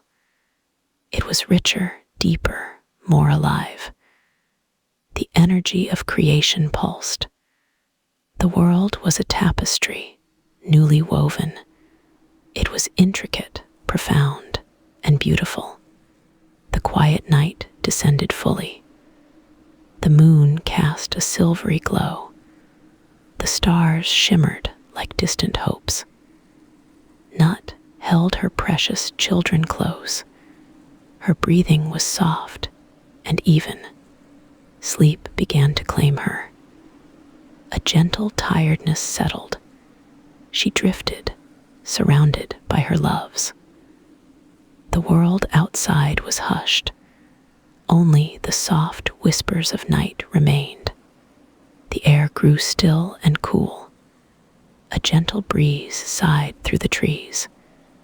It carried the scent of night-blooming jasmine. The world was at peace. All was well and calm. The sounds of day had faded. The distant calls of nocturnal creatures were soft. They were like lullabies, whispered on the wind.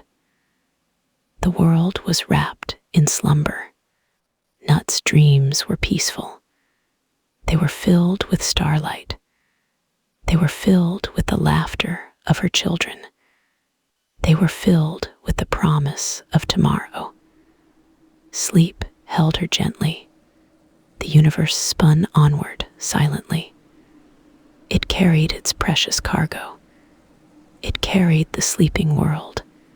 It carried all creation. All was quiet. All was calm. The moon continued its slow journey. It painted silver patterns on the land. The stars watched from above, silent guardians. They twinkled like tiny, watchful eyes. The world breathed in and out. It was a gentle, rhythmic sigh. It was the breath of creation itself. It was a lullaby for all time. All was peaceful.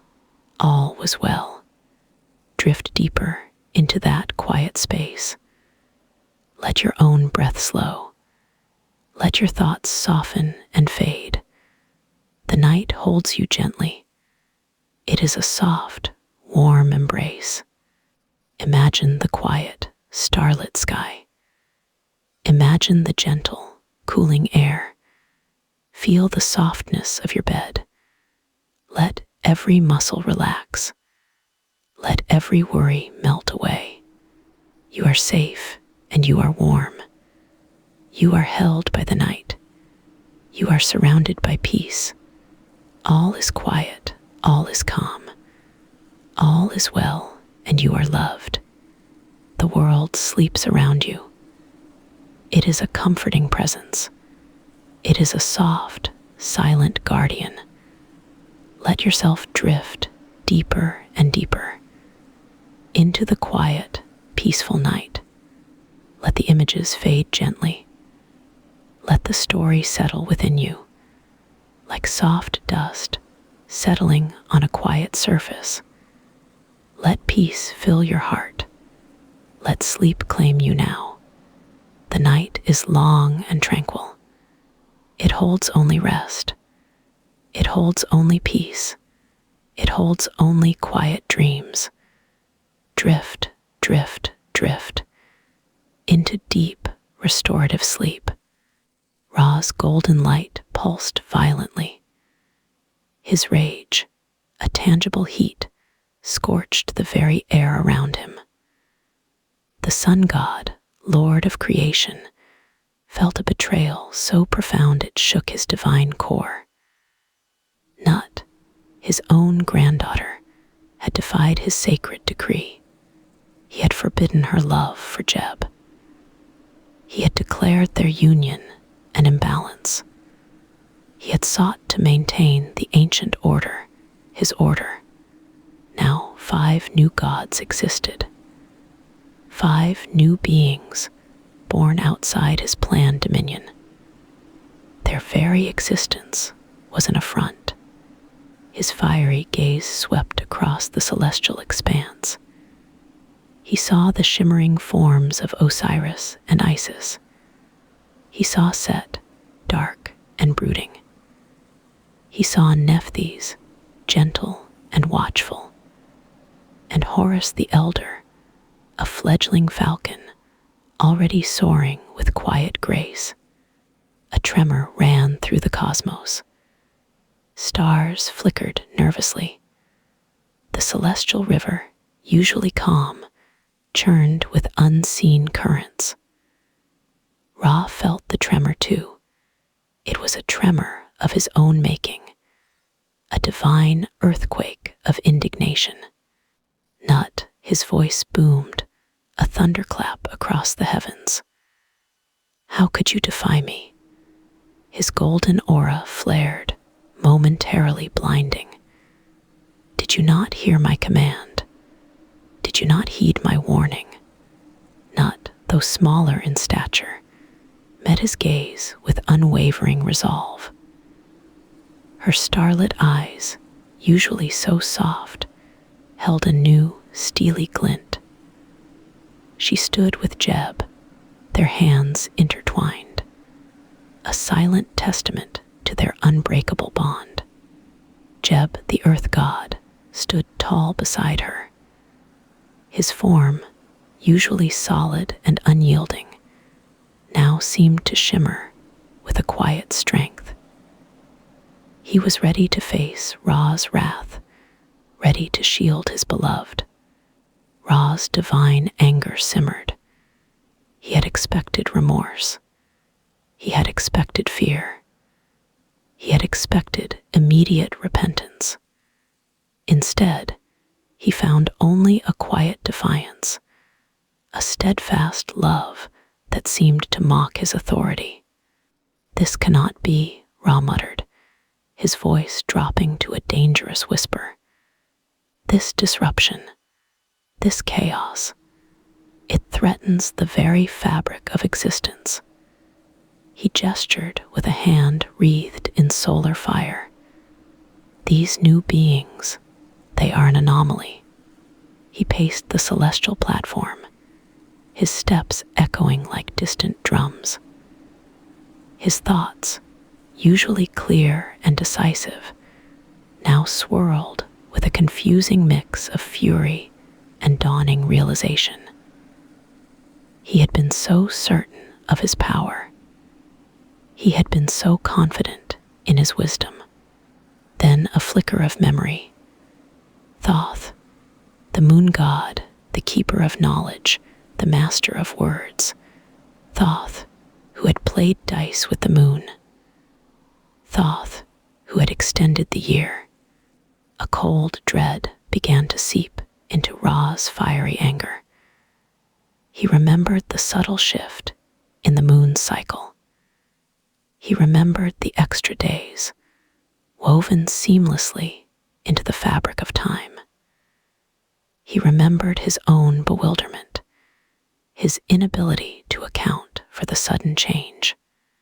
Thoth's wisdom was legendary. Thoth's cunning was unparalleled.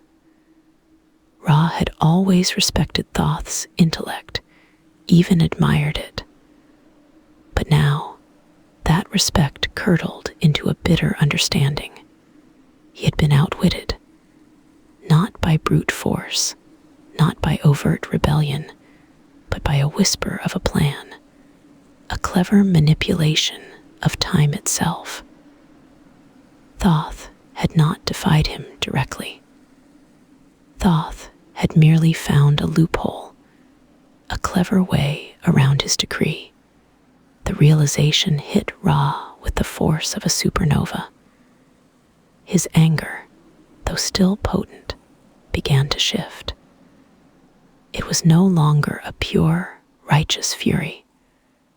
It was tinged with a grudging admiration, a reluctant respect for Thoth's ingenuity. He looked at Nut and Jeb again. Their love, once an infuriating defiance, now seemed like an inevitable force. It was a force Thoth had merely facilitated, not created. The love itself had always been there, a seed waiting to sprout. Ra's golden eyes narrowed. He was the sun. He was light and life. He understood cycles. He understood growth. He understood creation. He had created the world from chaos. He had brought order to the formless void. He had established the laws of existence. But even he, the mighty Ra, could not prevent the natural progression of life. These new gods were a part of that progression. They were the next generation. They were the children of his own creation, born from the love he had tried to suppress. A deep sigh escaped Ra's lips, a sound like a distant wind. The anger, though not entirely gone, had softened. It was replaced by a profound understanding, a quiet acceptance. He looked at Osiris, the firstborn. Osiris, who emanated an aura of gentle wisdom, a promise of fertility and renewal. Ra could see the potential in him, the quiet strength that would guide generations. Then Isis, her eyes sparkling with intelligence and compassion. She was a sorceress, yes, but also a healer, a protector. Ra saw the echoes of his own creative power in her, bent towards nurturing and safeguarding. Set dark and tempestuous, a force of disruption. Ra had initially feared Set's chaotic nature. But now he saw the necessity of opposition, the balance that conflict brought. Without darkness, how could light truly shine? Without destruction, how could new life emerge? Nephthys, gentle and melancholic, a counterbalance to Set's wildness. She was the quiet observer, the supportive sister, the steady presence. Ra understood that even in chaos, there needed to be a calming influence. And Horus the elder, still young, but destined for greatness. He was the hawk, the sky, the true inheritor of the heavens. He represented the future, the continuation of the divine lineage.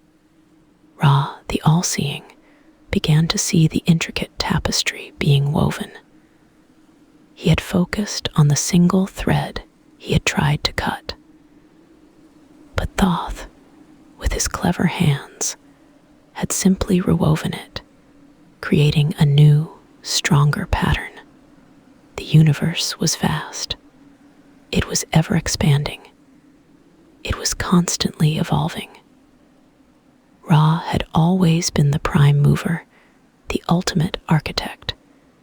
But even architects must adapt their plans. He remembered the early days of creation, the immense effort, the sheer will required to bring order from nothingness.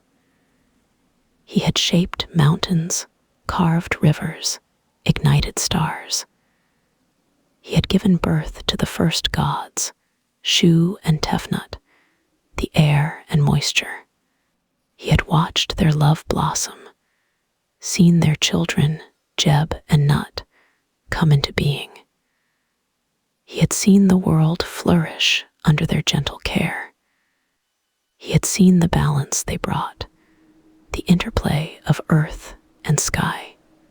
But he had become rigid in his vision. He had become afraid of change. He had tried to halt the natural progression, to impose his will, even on love itself. He now understood his folly. Love, true love, could not be contained. It was a force as ancient and powerful as he was. It was a creative force, a generative force. And Thoth, the clever one, had merely allowed that force to manifest. He had not broken Ra's laws. He had merely found a different path within them. He had used wisdom, not brute strength. Ra's gaze softened. He looked at Nut, her face illuminated by the faint glow of the nascent stars. She was radiant, fulfilled. She had followed her heart, even against the will of the mighty sun god. He looked at Jeb, his posture proud, his love for Nut evident in every line of his form. They were a testament to enduring affection, a symbol of unbreakable bonds. The 5 new gods, gathered around their parents, seemed to emanate a quiet power. They were not chaotic.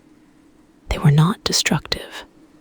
They were simply new asterisk. They were the next chapter.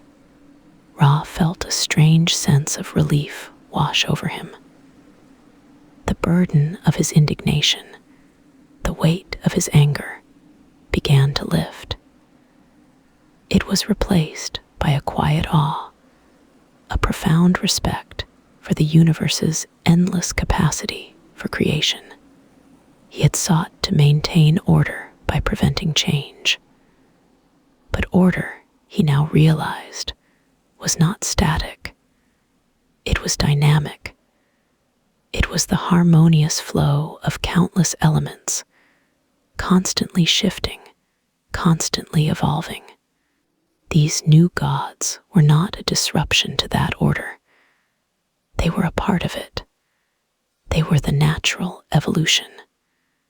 They were the next layer in the grand design.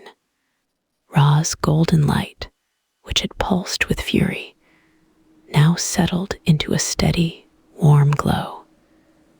The celestial river calmed. The stars twinkled merrily. The tremor in the cosmos subsided.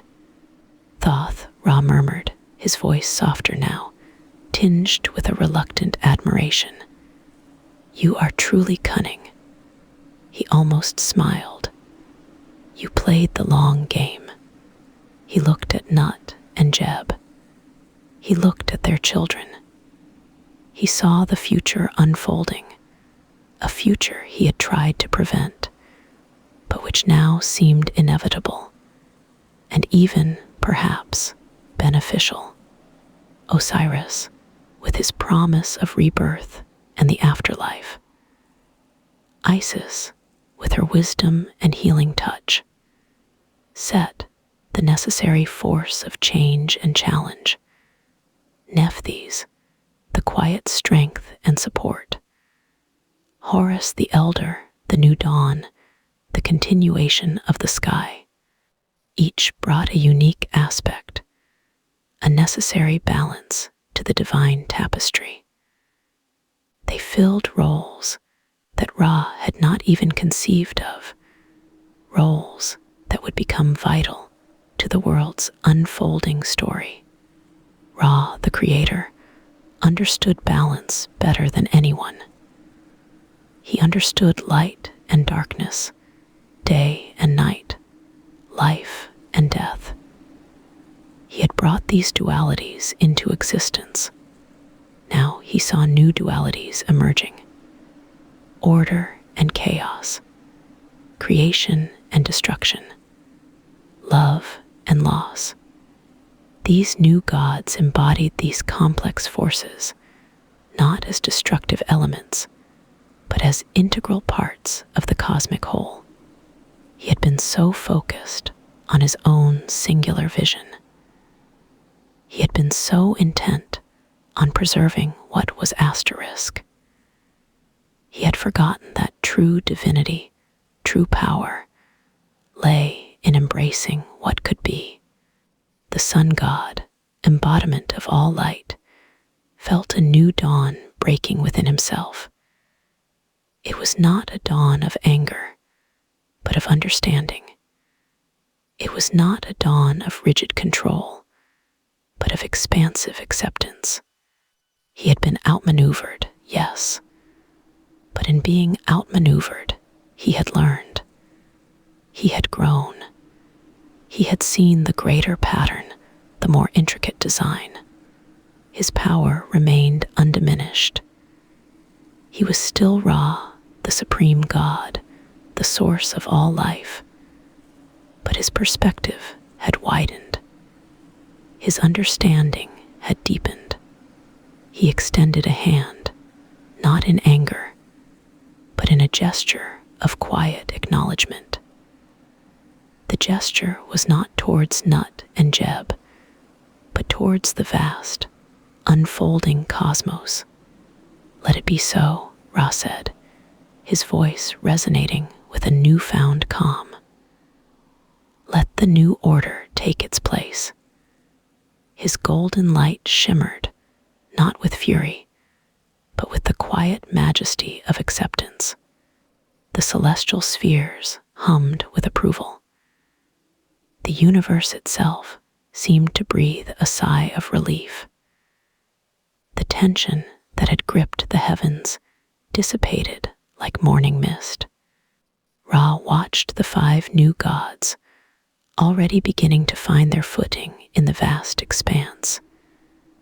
They were young, but full of potential. They were the future. He had tried to hold back the tide. He had tried to stop the river from flowing. But the river, like love, always found its way. And now Ra understood. The flow was essential. The flow was life. He turned his gaze towards the horizon, where the first faint hints of a new day were beginning to appear. It was a day unlike any that had come before. A day shaped by defiance, by love, and by the quiet wisdom of a clever moon god.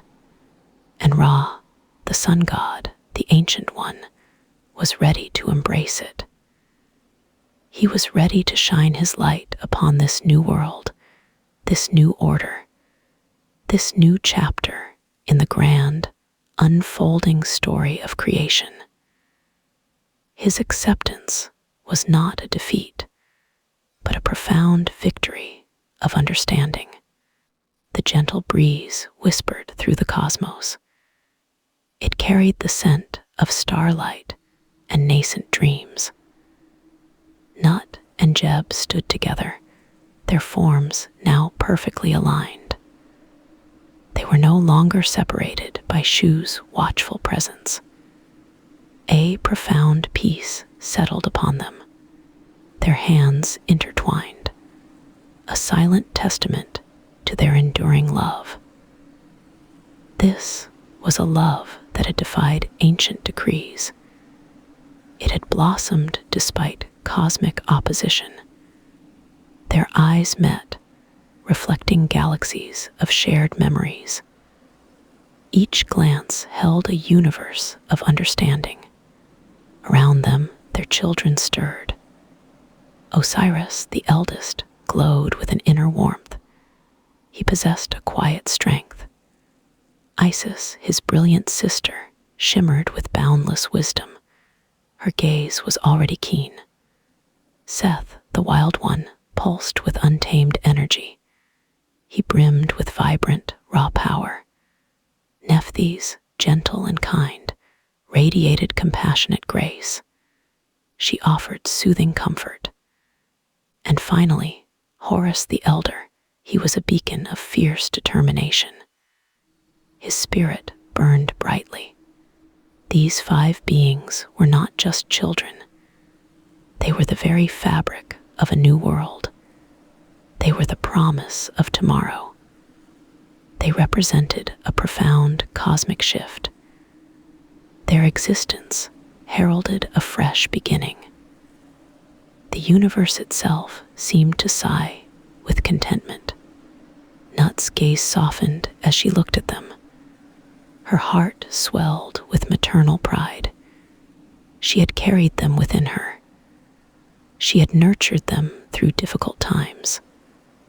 Now they were here, vibrant and alive. They were a testament to her love. Jeb, grounded and steadfast, watched his family. A deep contentment filled his being. He had longed for this closeness. He had yearned for this unity. Now it was finally within reach. Their family was complete. Osiris, with a thoughtful expression, approached his parents. He carried an air of quiet dignity. "Mother, father," he began, his voice a soft melody. "The world feels different now." His words hung in the air. "It feels whole." Isis, ever perceptive, nodded in agreement. Her eyes sparkled with insight. "Yes, Osiris," she added, her voice like chimes. "The harmony is palpable." She smiled serenely. "A new order has begun." Seth, restless as always, bounced on the balls of his feet. He looked up at his parents. "So, what now?" he asked, a mischievous glint in his eye. "Are there more adventures to be had?" His energy was infectious. Nephthys, ever the peacemaker, gently touched Seth's arm. "Patience, brother," she murmured, her voice a balm. "There is much to learn." She looked at Nut and Jeb. "Much to experience." Horus the elder, small but resolute, stood proudly. He clutched a miniature staff. "I am ready," he declared with conviction. His voice was surprisingly strong. "Ready for whatever comes." his spirit was bold. Nut knelt, her celestial gown shimmering. She gathered her children close. "My precious ones," she whispered, her voice filled with love. "You are the dawn of a new era." She caressed their hair. "Each of you holds a special purpose." Jeb joined her, his vast form bending. He enveloped them all in his embrace. "Your cleverness, your kindness, your strength," he affirmed. "These are your gifts to the world." He smiled warmly. "Use them wisely." The air around them hummed with gentle energy. It was a symphony of cosmic creation. The stars seemed to twinkle brighter. The nebulae swirled in vibrant hues. This was a moment of pure magic. Nut explained, her voice soothing and calm. "The universe is always changing." She gazed at the swirling cosmic dust.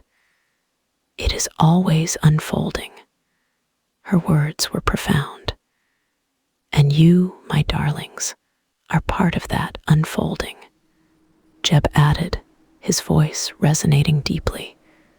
"Your journeys will be unique." He looked at each child in turn. "But you will always have each other." He emphasized unity. "And you will always have our love." Osiris, sensing his future role, spoke again. "We will build upon this foundation." He looked at his parents with reverence. "We will nurture what you have created." His words held promise. Isis, ever the scholar, looked towards the distant horizons. "And we will discover new knowledge." Her mind was already racing. "We will unravel more mysteries." Her thirst for understanding was endless. Seth, though still energetic, seemed to calm slightly. He watched a shooting star. "Perhaps there are new games to invent," he mused. A hint of a smile touched his lips. New challenges to conquer. Nephthys, ever nurturing, began to hum a soft lullaby. It was a melody of cosmic peace. Her gentle presence brought comfort. She radiated pure tranquility. The sound was enchanting. Horus the elder, with his unwavering gaze, looked out at the vastness. "And we will protect what is good." His youthful voice was firm.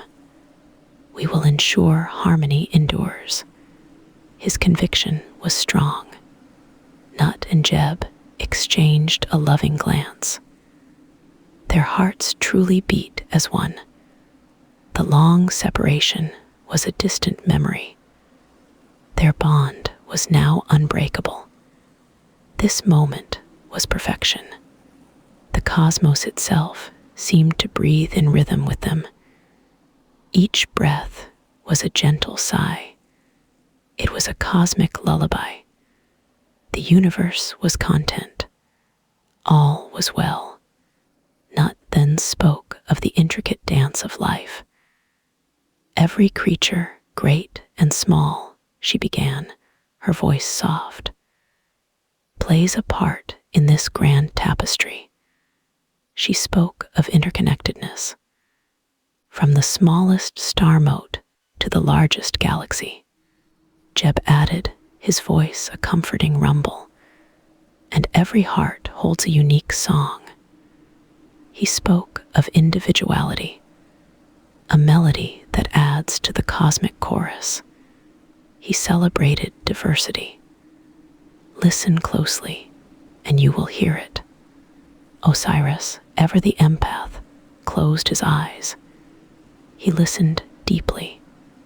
He felt the vibrations of existence. He sensed the interconnectedness.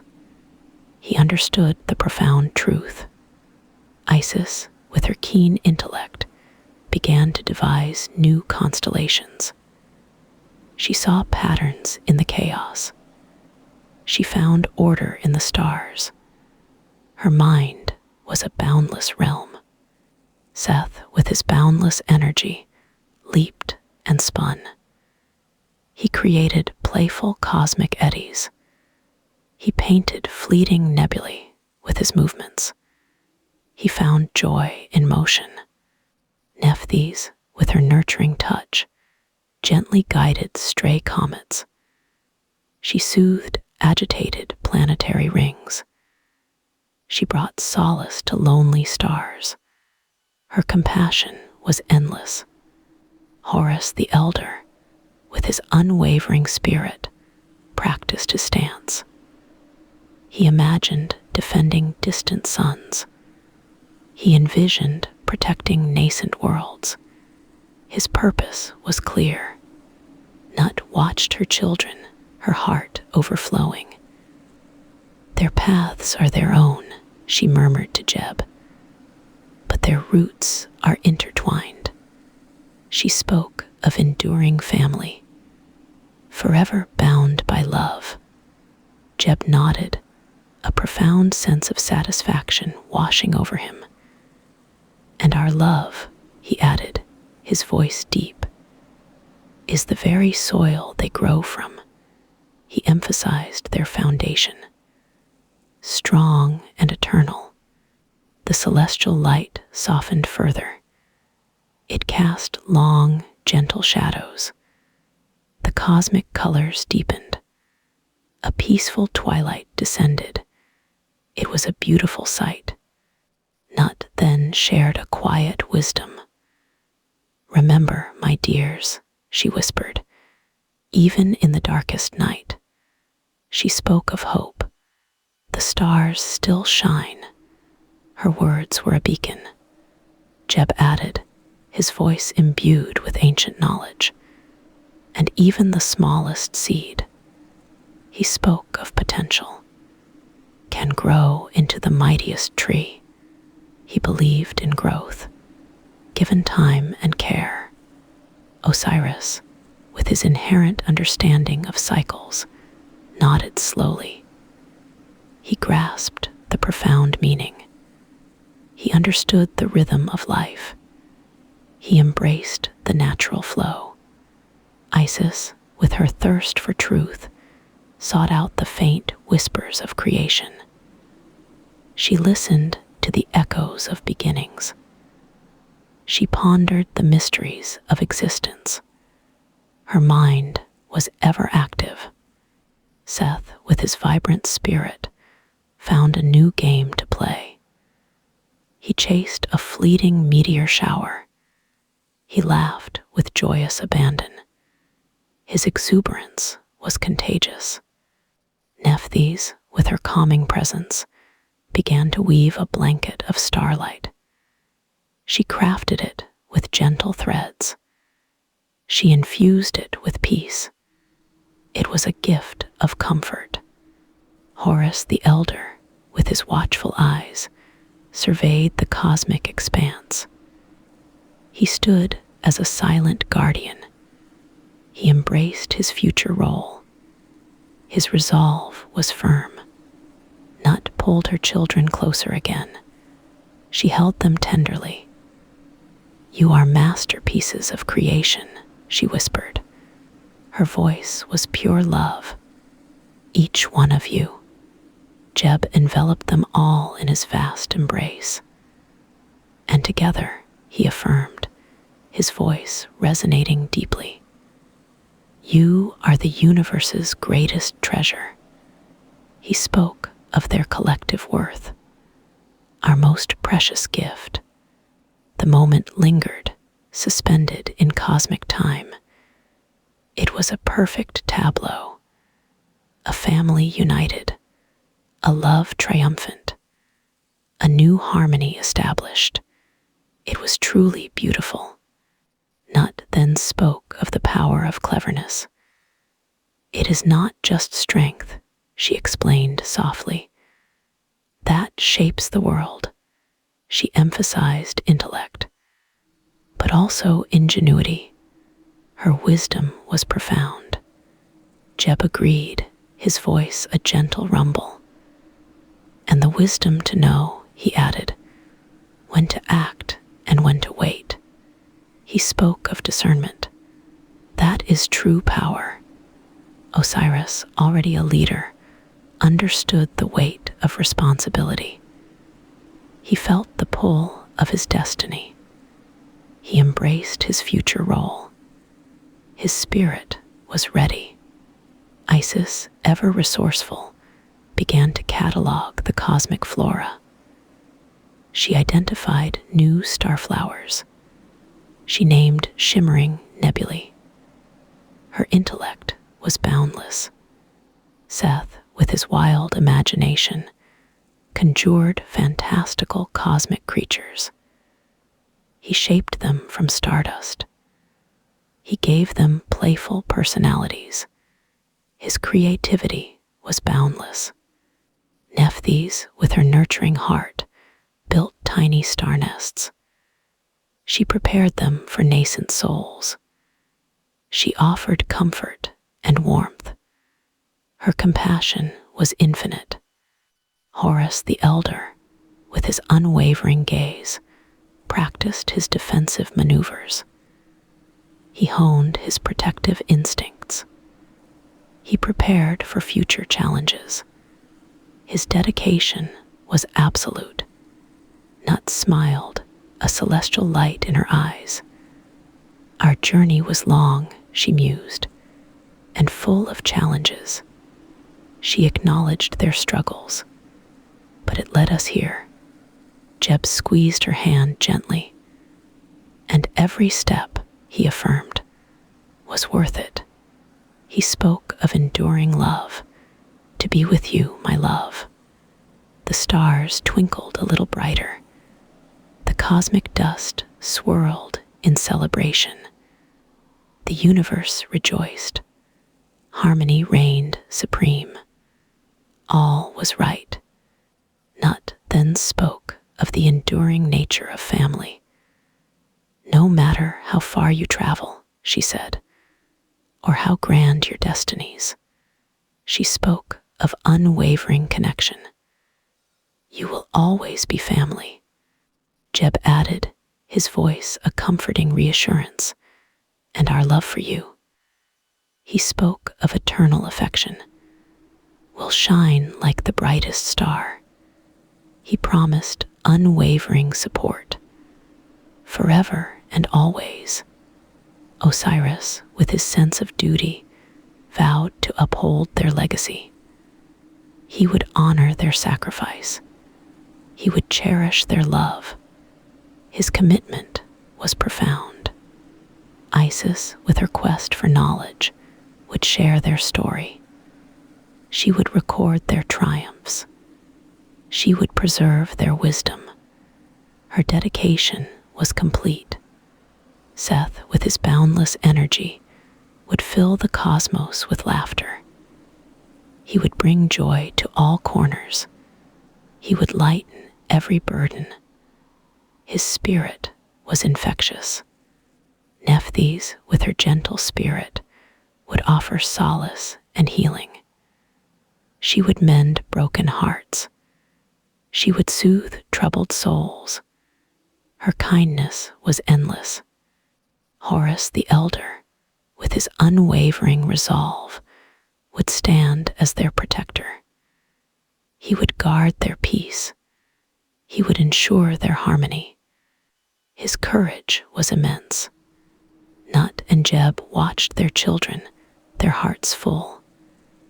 The universe had expanded. It was richer, more complex. Their love had woven a new tapestry.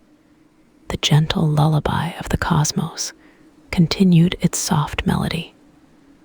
It cradled the nascent universe. It promised sweet dreams. It whispered of peace. Nut leaned her head on Jeb's shoulder. Their forms were perfectly aligned.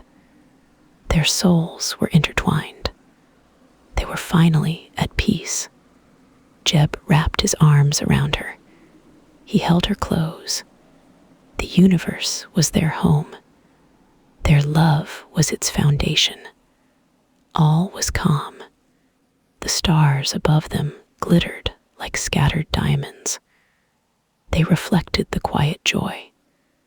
They sang a silent song of contentment. The cosmos slept.